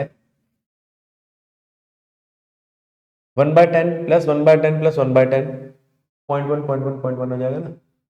हाँ ठीक है, अब वो ना वो आ रहा है 15 को देखते हैं हम 15 कैसे बनाएंगे। एक ये लेते हैं 10 का, 10 का और 10 का, इन दोनों का ऐड करने पे मेरे पास कितना आता है?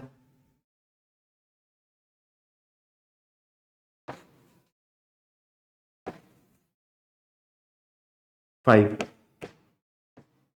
आ गया आपका 15 हो। तो ये है वो अरेंजमेंट। ठीक है, 1/10 प्लस 1/10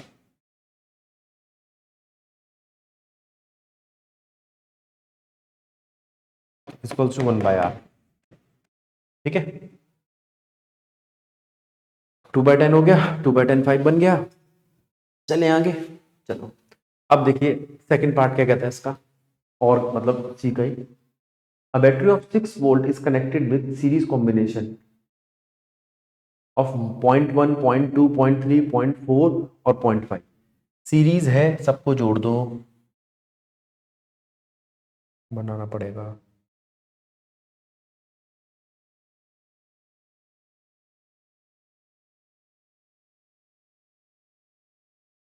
देखिए 1 2 3 4 5, उन सब के साथ एक बैटरी जोड़ी है 6 वोल्ट की।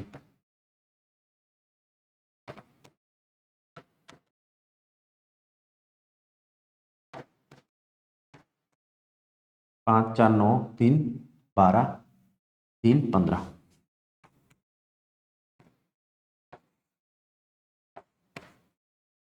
ठीक है।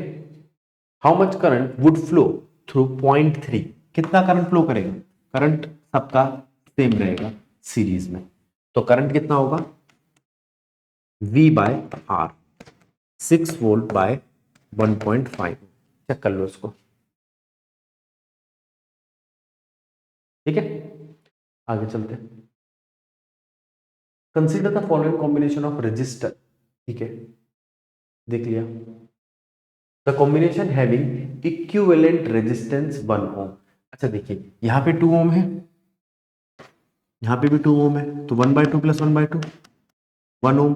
यहाँ पे 3 ओम है, यहाँ 3 ओम है, यहाँ 3 ओम है, तो 1/3 प्लस 1/3 प्लस 1/3 कितना हो गया? 1 ओम। यहाँ 6 ये भी 1 ओम। ना ना ना ना,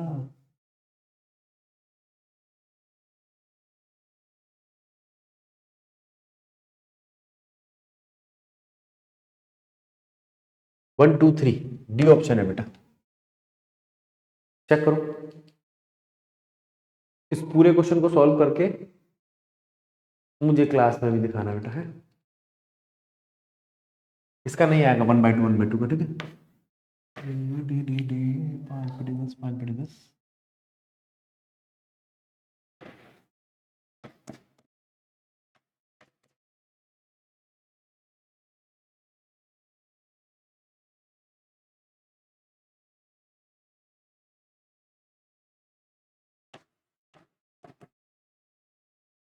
चेक करो। बाकी सबका 1 1 1 आ रहा है। इसको एक बार रोको, स्क्रीन को पॉज करो, नोट करो, आगे बढ़ो। चलिए, स्टडी द फॉलोइंग सर्किट। कर लिया स्टडी। 4 6 16 और इन दोनों का 8 और 8,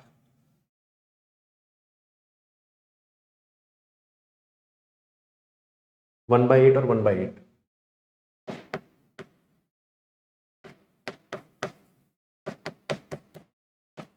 कितना हो जाएगा? 2/8।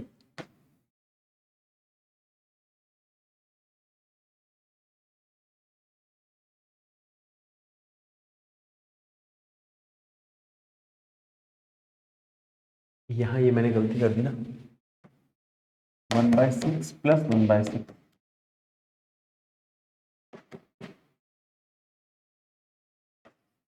2/6 ऑप्शन है फर्स्ट और सेकंड। अब ठीक है,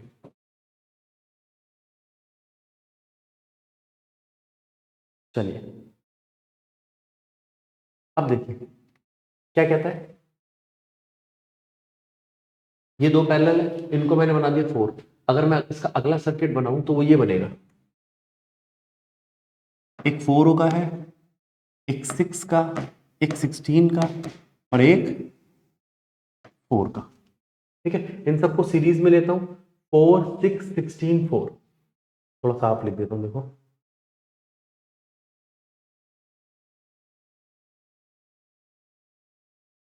देखो यहां पे एक सर्किट बनता है, उस सर्किट में वो 4 ओम ठीक है,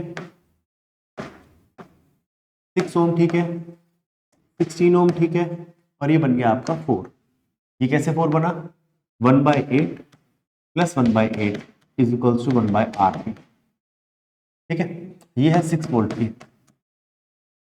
चलिए अब टोटल रेजिस्टेंस कितना हो गया, 10 6 16 26 30। तो आर इक्विवेलेंट सीरीज में सीधा जुड़ता है 30 ओम। चेक करो। दूसरी बात,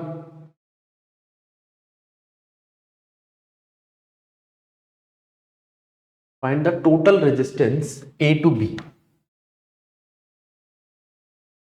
तो ए का आंसर है 26।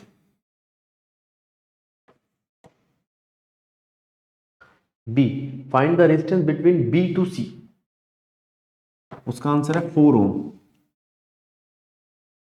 Calculate the current drawn from the battery when the key is close. Total current V by R, 6 volt by 30। और का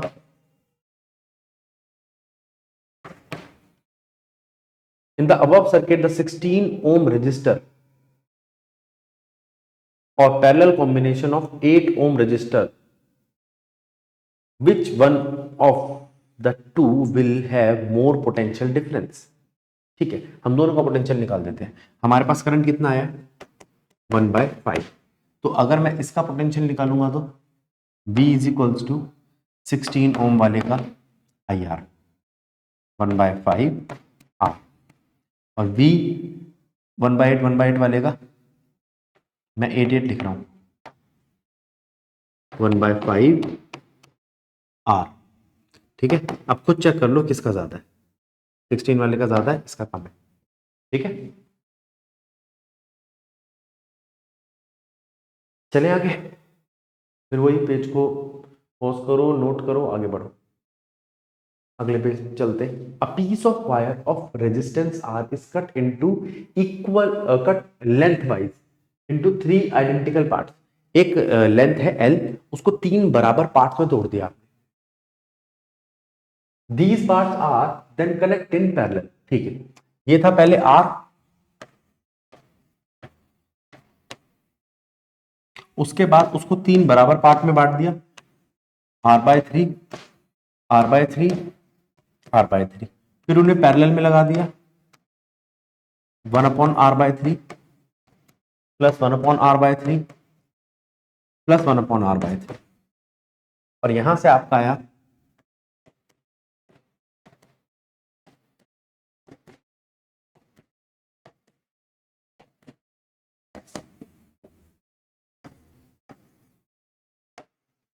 ठीक है, उल्टा कर दिया, R/9 आ गया। चलिए, if the equivalent resistance of combination is R dash, then R/R dash is R dash, बोल लो, R भी बोला था मैंने, ठीक ही बात है, कोई फर्क नहीं पड़ता। R dash R dash R/R dash, यहां से आपका R डैश बाय R आता है 1/9। तो R/R डैश कितना हो जाएगा, 9 D। ठीक है, पूरा पेज नोट करो, वीडियो को पॉज करके, फिर आगे चलते हैं। The maximum resistance of a network of 5 identical resistor of 1/5 is 1 ohm। अगर आप 1/5 करके ऐड करोगे 5 एक जैसे रेजिस्टर्स को, तो मैक्सिमम आएगा। इसे हम कहते हैं सीरीज 1 ओम। ठीक है, इसको क्लास में भी डिस्कस किया था हमने। आगे, what are the advantage of connecting electric device in parallel with battery instant of connecting them in series. अगर मैं बैटरी के साथ किसी चीज को सीरीज में लगाऊंगा तो एक भी खराब हुआ तो सारे खराब हो जाएंगे, एक उसकी कमी। दूसरी बात, अगर मैं पैरेलल में लगाता हूं तो पैरेलल में लगाने पर हर डिवाइस को उसके हिसाब से अलग अलग मैं पोटेंशियल या और चीजें दे सकता हूं। सीरीज में सबको एक जैसा देना पड़ेगा। अगर मैं 5 वोल्ट की या एक आपकी जो घर में लगने वाली एलईडी वाली लाइट लगाता हूं और उसके साथ एक बड़ा हीटर लगाता हूं, तो उन दोनों को मैं सीरीज में लगाऊंगा तो वो बराबर डिस्ट्रीब्यूट नहीं कर पाएगा, उनका सेम करंट पे चलाएगा वो उनको। जो सेम करंट पे चलने पर वो जो हीटर है और जो वो आपकी दूसरी चीज है, जो भी अप्लायंस ऐसा है जो कम वोल्टेज पे काम कर रहा है, वो एक साथ काम नहीं कर पाएंगे।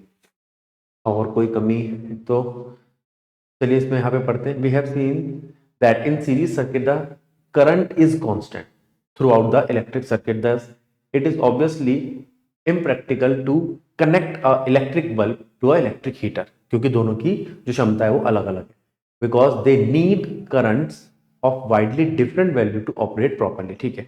Another major disadvantage is when one component fail, मैंने बताया था ना अभी, या टूट जाता है तो सारे के सारे कंपोनेंट काम करना बंद कर देते हैं उस कंपोनेंट के आगे जो आते हैं।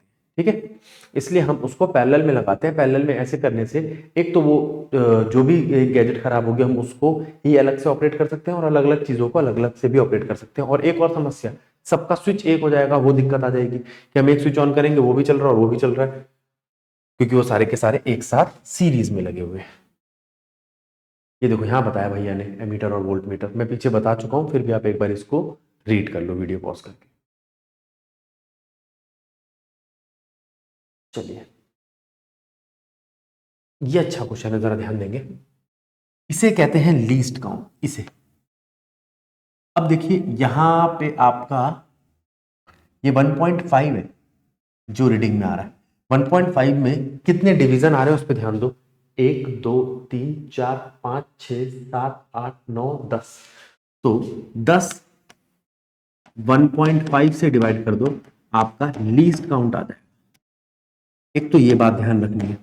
उस लीस्ट काउंट को फिर आप जहां पर भी एरो हो वहां ऐड करो। यहां तक तो 1.5 था, उसके बाद 1 और 2, 1.5 प्लस एक लीस्ट काउंट, यहां लीस्ट काउंट आपका आया था 0.15 और एक दूसरा लीस्ट काउंट 0.15, तो ये कितना हो गया 1.8।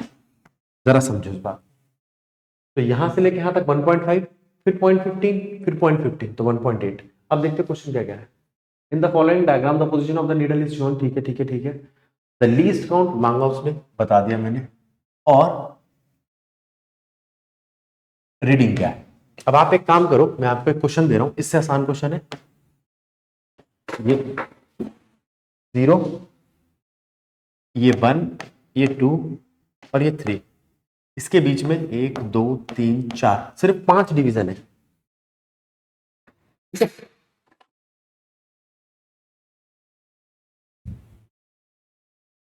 इसके बीच में 5 डिवीजन है बेटा। तो लीस्ट काउंट कितना है आपको बताना है। दूसरा जो रीडिंग है वो तीसरे नंबर पे यहां आ रही है।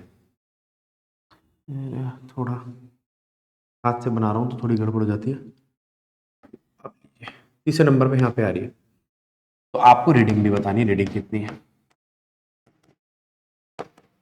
ठीक है, ये लिख के कमेंट करें। 1 घंटा 28 मिनट में दिखाई दे रहा है ये। ठीक है, मैं चेक करूंगा किस किस बच्चे ने आंसर लिखा है। आगे चलते, heating effect of electric circuit. अब हम बात कर रहे हैं कि इलेक्ट्रिक सर्किट का हीटिंग इफेक्ट क्या होता है। हीटिंग इफेक्ट का मतलब क्या, पहले हम वो देख लेते हैं। If the electric circuit is purely resistive, that is configuration of resistors only connected to a battery, the source energy continually get dissipated entirely in the form of heat. This is known as heat effect, heating effect।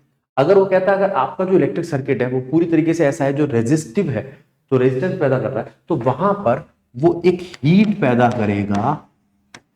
वो heat आपकी energy है, वो energy equals to work done है। वो work done आपका V into charge है, जो हमने स्टार्टिंग में बताया था वीडियो के। चार्ज को मैं IT लिख सकता हूं, तो आपका पहला फॉर्मूला मिला हीट का। दूसरा फॉर्मूला बना हीट का V को मैं लिख सकता हूं IR, बड़ा इंपॉर्टेंट फॉर्मूला I²RT। ठीक है, ध्यान दो उस पे।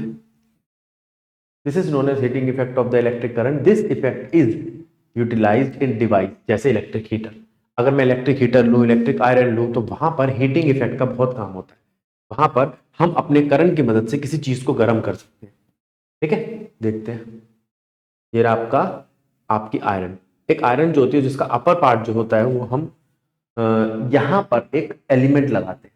यहाँ पे समझने वाली बात क्या है, जो हीटिंग एलिमेंट होता है, इस हीटिंग एलिमेंट में हम ऐसे मेटल का यूज करते हैं जो जनरली अलॉय होते हैं, जैसे टंगस्टन, ठीक है, निकल और क्रोमियम का निक्रोम, कॉन्स्टेंटेन, ये आपके अलॉय है। अलॉय जो होते हैं उनकी रेजिस्टेंस या रेजिस्टिविटी बहुत हाई होती है, इसलिए वो करंट को बहुत ज्यादा रोकते हैं। करंट को ज्यादा रोकते हैं तो बहुत ज्यादा हीट पैदा करते हैं, ठीक है। उसके बाद हम नियॉन का बल्ब ये दिखाने के लिए भाई कि किस तरीके की रीडिंग आ रही है। थर्मोस्टेट इसलिए लगाते हैं जिससे वो हीट को, जब ज्यादा हीट हो जाए तो आप करंट को रोक दे, करंट को ऑटो कट कर दे। और क्या होता है इसमें, और जो पकड़ने का हैंडल होता है वो इंसुलेटर का बना होता है, उसके ऊपर जो पीछे जो लगाते हैं वो भी, उसमें भी करंट आगे ज्यादा नहीं जाता है। चीज का इस्तेमाल करते हैं जो हीट को तो कंडक्ट करता है, जिसे हम माइका बोलते हैं। माइका हीट तो कंडक्ट करती है लेकिन करंट कंडक्ट नहीं करती, ठीक है। इन iron the upper part is grooved, in this groove the coil is placed, ठीक है, बाय माइका एज या क्या, देखो ये वाली बात पढ़नी है। Insulator is placed between the metal part and the coil, जिससे सिर्फ इलेक्ट्रिसिटी जाए, क्योंकि माइका बैड कंडक्टर है इलेक्ट्रिसिटी का लेकिन गुड कंडक्टर है हीट का। वो हीट तो पास करेगा लेकिन नहीं पास करेगा आपकी इलेक्ट्रिसिटी। और दूसरी बात, वो इलेक्ट्रिसिटी करंट को रोकेगा, उसकी रेजिस्टिविटी बहुत हाई है। और अगर वो करंट को रोकेगा, जो भी अंदर हमने अलॉय लगाया वो फिर गर्म करेगा, गर्म करने के बाद हमारा जो भी पर्पस है उससे प्रेस वगैरह करना वो पूरा हो जाएगा। ऐसा ही आपके इलेक्ट्रिक बल्ब में होता है। यहां हम यूज करते हैं टंगस्टन के फिलामेंट, ठीक है। इस चीज को रीड करो। तो कह रहे हैं यहां हम देख सकते हैं कि एक थिक मेटलिक वायर है, और वो थिक मेटलिक वायर टंगस्टन की है, ठीक है। वो बहुत ज्यादा ग्लो करती है, एक बात। दूसरी बात, थिक मेटलिक वायर शायद इसकी कह रहा हुआ है, हाँ, यहाँ पर जो फिलामेंट है वो इसका है। ये कॉन्टेक्ट वायर है, contact wire 2, contact wire 1। Glass के अंदर ऐसी गैस भरी जाती है जो उस फिलामेंट को जलने से बचाए, यानी कि इनर्ट गैस, जैसे आर्गन वगैरह वगैरह। पढ़ लो आगे आप, आगे चलते हैं। इलेक्ट्रिक हीटर एक इस टाइप की कॉइल को यूज करता है, जैसे मैंने आपको बताया था अलॉय की, और उसको हम सिरामिक के फॉर्मेट के ऊपर या चाइना क्ले के फॉर्मेट के ऊपर लपेट देते हैं, और वो पूरी की पूरी वायर गर्म करती है। जब वो रेड हॉट हो जाती है तो आसपास के एटमॉस्फेयर को या अपने आसपास की हवा को भी कन्वेक्शन से गर्म करती है। गर्म करती है तो हमारे को जो चीज चाहिए, यानी कि हमें अपना रूम गर्म चाहिए, वो मिल जाता है। पढ़ लो इस बात को भी। इलेक्ट्रिक फ्यूज ये बड़ा अच्छा रोल प्ले करता है। अगर मान लो मैं एक इलेक्ट्रिक फ्यूज का यूज करता हूँ, पतली सी मेटल की वायर लगाता हूँ, तो वो अगर ज्यादा एकदम से हैवी फ्लो आता है तो वो खुद मेल्ट हो जाती है। तो उसकी वायर का सबसे या उसके मटेरियल का सबसे इंपॉर्टेंट पार्ट ये है कि उसका मेल्टिंग पॉइंट लो होना चाहिए। अगर लो मेल्टिंग पॉइंट होगा, वो हाई करंट या हाई वोल्टेज की चीज पे आने पर मेल्ट हो जाएगी, और जो भी आगे अप्लायंस लगा होगा जिसको उतना ज्यादा करंट या हाई वोल्टेज झेलना नहीं है, नहीं तो वो फूक जाएगा, उसको बचा लेता है। इसे बोलते हैं फ्यूज। फ्यूज का मतलब होता है मेल्ट होना। ये it protect circuit and appliances by the stopping the flow of any unduly high electric current. The fuse is placed in series with device. इसको लगाया जाता है डिवाइस के साथ सीरीज में। आगे बाकी सारा पढ़ो। अब वो बता रहा है किस किस का फ्यूज बना सकते हो आप, एल्यूमिनियम का, कॉपर का, आयरन का, लेड का। चलिए, असर्शन क्या है? निक्रोम इज निक्रोम एक अलॉय है जो कॉमनली यूज किया जाता है इलेक्ट्रिकल हीटिंग डिवाइसेस में, ठीक है, जैसे आयरन टोस्टर वगैरह वगैरह, ठीक है। रेजिस्टिविटी जो होती है निक्रोम की वो हाई होती है, इसकी रेजिस्टिविटी डिक्रीज होती है विद टेम्परेचर, ये बात गलत है। हाई होती है ये बात ठीक है। इसकी रेजिस्टिविटी इंक्रीज होती है टेम्परेचर के साथ, लेकिन बहुत कम इंक्रीज होती है, ज्यादा अफेक्ट नहीं होती टेम्परेचर से। मैंने आपको स्टार्टिंग में ग्राफ में बता दिया। तो असर्शन ठीक है, रीजन गलत है। Electric circuit of two resistors 2 और 4 ohm respectively are connected in series with 6 volt battery, ठीक है। The heat dissipated by 4 ohm register in 5 second will be. पहले तो वो कह रहा है 2 रजिस्टर है, एक 2 ओम का है, 4 ओम का है, 6 वोल्ट की बैटरी है, ठीक है। The heat dissipated by the 4 ohm resistor, इससे हीट कितनी डिसिपेट करेगी, हीट 5 सेकेंड में, तो हम कहेंगे I square R T. I कैसे निकालेंगे, पहले इसका इक्विवेलेंट रेजिस्टेंस निकाल लो। इक्विवेलेंट रेजिस्टेंस हो गया 2 + 4 6 ओम, वोल्टेज है 6 वोल्ट, करंट हो गया 6/6 1 एम्पेयर। उसको हीट के फॉर्मूले में रखो, 1 एम्पेयर का स्क्वायर, रेजिस्टेंस कितनी है 4 ओम, टाइम कितना है 5 सेकेंड, क्वेश्चन हो जाएगा, ठीक है। 5 चौक 20 सी आंसर है। वीडियो को 2 मिनट के लिए पॉज करो, नोट करो, आगे बढ़ो। एन इलेक्ट्रिक कैटल, एक इलेक्ट्रिक कैटल है जिसकी रीडिंग दे रखी है, जिसको रीड किया गया है ये वोल्टेज, और ये आपका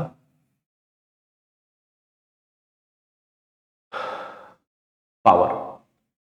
can this kettle be used in circuit which has a fuse of rating 3 ampere, give reason for your answer. ठीक है, हमारे पास क्या क्या दे रखा है,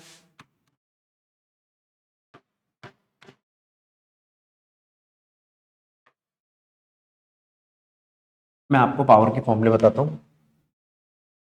पावर होता है वर्क अपॉन में टाइम, वर्क है हमारा V into Q by T, तो पावर हो सकता है आपका V इंटू आई, जो यहां लग जाएगा।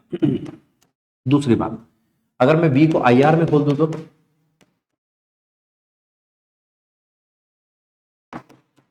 तो ये फॉर्मूला बन जाएगा।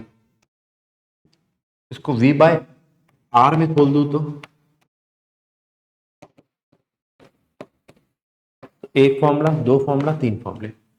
अब अगर मैं यहां पर देखूं तो पावर का फॉर्मूला है वी आई, आई कितना होगा वी बाई वी,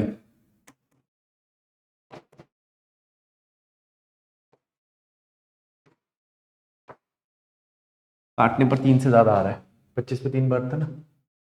करंट जो है वो आपका 3 पॉइंट समथिंग आ रहा है,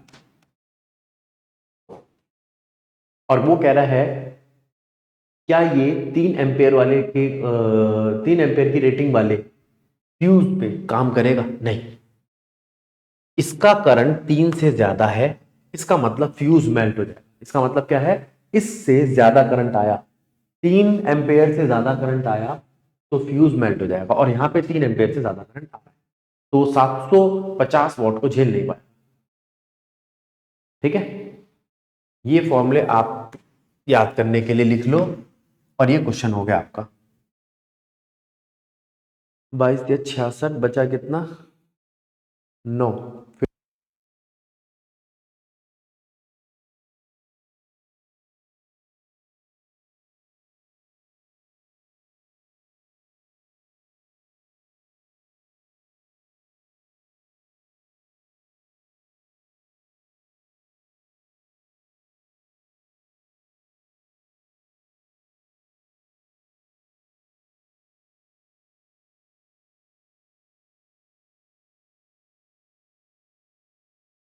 बेटा माइक बंद हो गया था, एक बार देख लेना, अगर इससे पीछे की कोई चीज ना समझ आई हो तो पूछ लेना। यहां पर आपको पावर, पोटेंशियल और पावर का VI वाला ग्राफ बताया था, एक बार इसको देख लो, फिर आगे चलते हैं। अगर यहाँ पे कोई दिक्कत हो आवाज की तो मुझे मैसेज कर देना, मैं ये टॉपिक दोबारा समझा दूंगा। आगे, electric power, it is the electric work done per unit time, तो ये मैंने आपको पीछे बता दिया आपको। और यहाँ पे वर्क डन क्या है, V इंटू क्यू, इसको आप लिख सकते हो V इंटू आई, इसको आप लिख सकते हो IR, यानी कि I स्क्वायर R, ठीक है।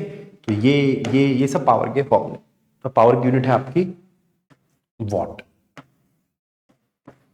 चलिए, 1 what, the rate of working of joule, 1 joule पर सेकेंड। क्यों, क्योंकि पावर होता है वर्क अपॉन में टाइम। 1 जूल काम अगर 1 सेकेंड में होगा तो जो पावर होगी वो कितनी होगी? 1 what. Electric energy, it is the total work done by current in an electric circuit. Electric energy क्या होती है? जो टोटल वर्क करता है सर्किट, और ये एनर्जी वर्क के बिल्कुल बराबर होती है। और अगर वर्क के बिल्कुल बराबर है तो इस फॉर्मूले के हिसाब से work power into time, work किसके बराबर है? वर्क बराबर है पावर इनटू टाइम। जरा ध्यान दो, वर्क बराबर है पावर इनटू टाइम, तो यहां पर एनर्जी भी बराबर हो गई पावर इनटू टाइम। तो the electrical energy consume by electric appliances is given by the product of power rating और टाइम। पावर रेटिंग और टाइम, ठीक है। और यूनिट क्या बन गई इसकी? जूल, जो वर्क की होती है।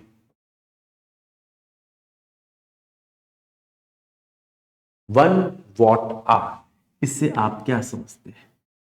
1 वॉट की पावर 1 घंटे के लिए, ठीक है। तो यहां से हम इस चीज को ऐसे समझेंगे। ये 1 वॉट आवर, वो बता रहा कमर्शियल यूनिट है इलेक्ट्रिक अप्लायंसेस को निकालने के लिए, ठीक है। देखिए, हम बात कर रहे हैं एनर्जी की। एनर्जी होता है पावर इनटू टाइम। अगर पावर हो 1 वॉट और टाइम हो 1 घंटा, यानी कि 60 मिनट, यानी कि 60 मल्टीप्लाई में 60 सेकेंड, तो ये एनर्जी बन जाएगी आपकी 3600 वॉट सेकेंड। एक बात, अब बात आती है 1 किलो वॉट आवर की। 1 किलो वॉट आवर, ये कमर्शियल यूनिट होती है। 1 किलो वॉट आवर कितना हुआ? 1 किलो का मतलब होता है 1000, एक आर का मतलब अभी बताया 3600, तो ये बन गया 3682345 3.6 10⁶ joule is equals to 1 kilowatt hour, ठीक है। पढ़ो इस पूरे पेज को, फिर आगे चलते हैं। चले, यूनिट ऑफ इलेक्ट्रिक पावर। अब इलेक्ट्रिक पावर किलोवाट आवर हो सकती है, इज एक्सप्रेस्ड इन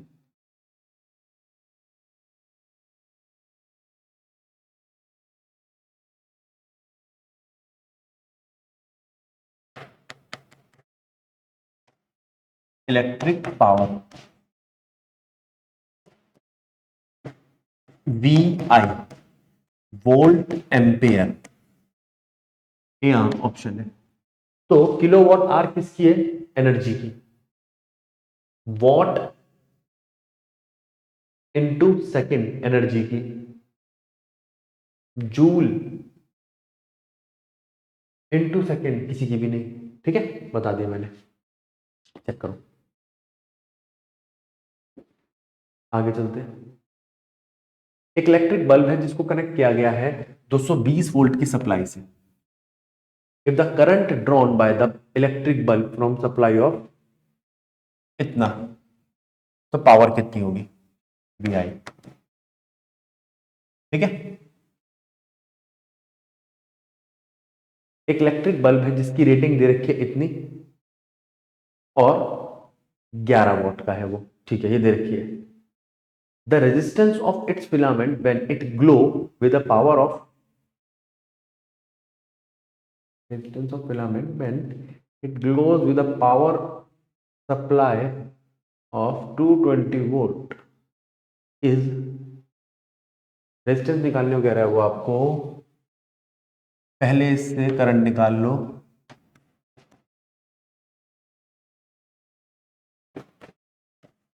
ठीक है, करंट निकाल लिया, फिर फॉर्मूला लगा दो V equals to I R का, तो रेजिस्टेंस आ जाएगा V बाय, लगाओ। चलिए आगे चलते हैं। The minimum number of identical bulb of rating 4 what 6 4 volt 6 what that can work safely with the desired brightness that connected in series with 220 volt 240 volt main supply is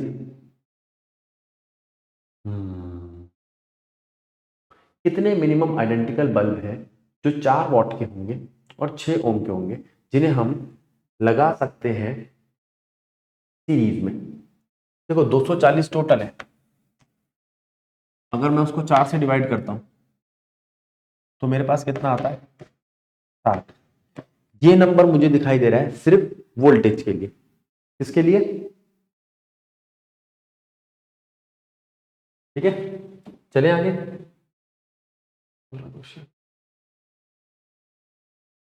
in an electric circuit 3 bulb A, B, C of rating 40, 60, 100 respectively are connected in parallel to electric source। ठीक है, which of the following is likely to happen regarding their brightness। पहली बात, तीनों के तीनों bulb लगाए गए हैं पैरेलल में। ठीक है, अगर मैं बल्ब को पैरेलल में लगाता हूं तो मेरे साथ वो सीरीज वाली प्रॉब्लम तो नहीं आएगी। तो हम पैरेलल केस के अंदर सीरीज वाली दिक्कत तो नहीं है, यहाँ पर जो करंट बटेगा। हम यहाँ पर क्या करेंगे, यहाँ पे हम रेजिस्टेंस का हिसाब किताब लगाएंगे, इस फॉर्मूले से लगा सकते हैं।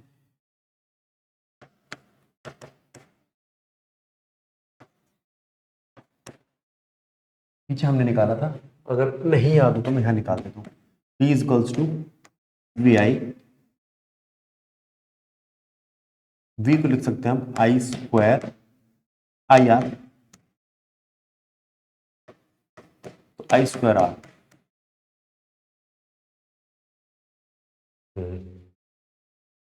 और ये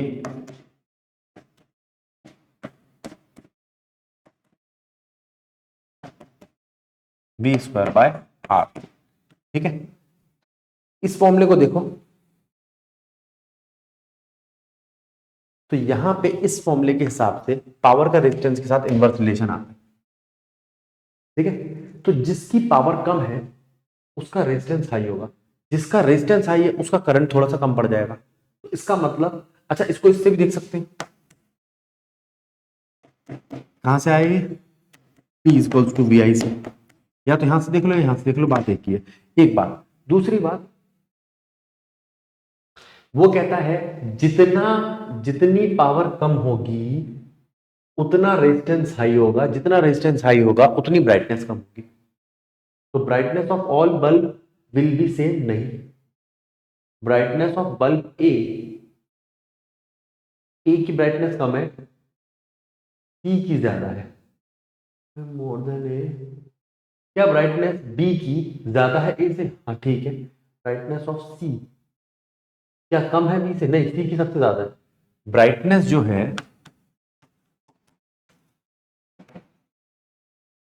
ए की कम है, उससे ज्यादा बी की, सबसे ज्यादा सी की है। तो ऑप्शन हमारा सिर्फ सी ठीक है। ठीक है, इसको वीडियो को पॉज करो, नोट करो, फिर आगे बढ़ो। B1, B2, B3 are 3 identical bulb. ठीक है, एज शोन इन फिगर। ठीक है, when all 3 bulb glow a current of 3 ampere is recorded by ammeter. तो यहां पर जब तीनों ग्लो करते हैं तो यहां पर 3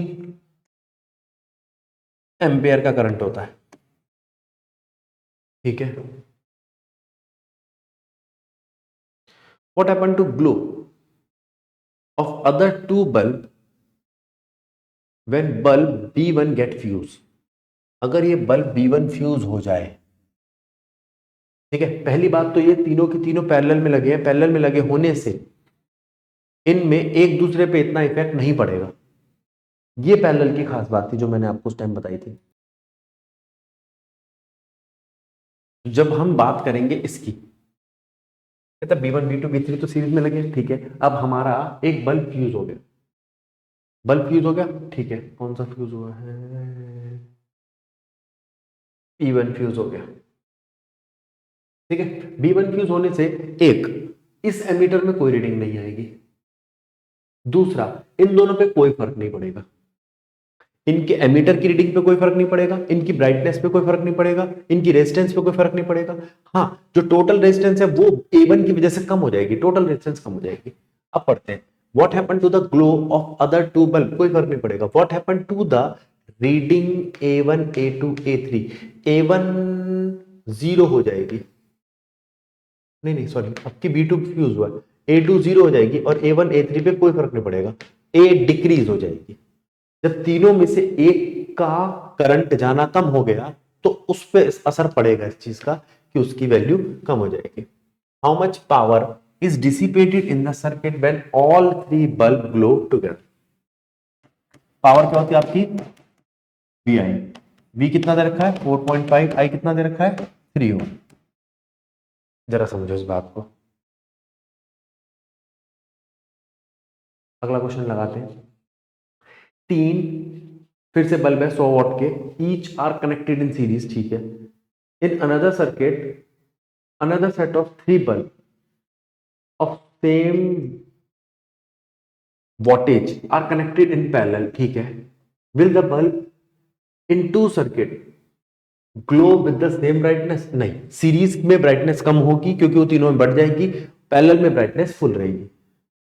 now let one bulb in both circuit get fuse, series में कोई भी बल्ब फ्यूज हुआ तो पूरे के पूरे सर्किट को ओपन कर देगा, ओपन सर्किट में एक भी बल्ब ग्लो नहीं करेगा। Will the rest of the bulb continue to glow, parallel में कंटिन्यू रहेंगे, पैरेलल में बचे हुए बल्ब भी ग्लो करेंगे, सीरीज में नहीं करेंगे। ये पैरेलल की एडवांटेज और सीरीज की डिसएडवांटेज, ठीक है। तो दो तीन बातें जो आपको ध्यान रखनी है, एक तो सीरीज पैरेलल की ध्यान रखनी है। अगर हम सीरीज का केस लेंगे तो सीरीज में ब्राइटनेस तीनों में बढ़ जाएगी, करंट तीनों में बढ़ जाएगा। सीरीज में अगर कोई फ्यूज हो गया तो सर्किट रुक जाएगा।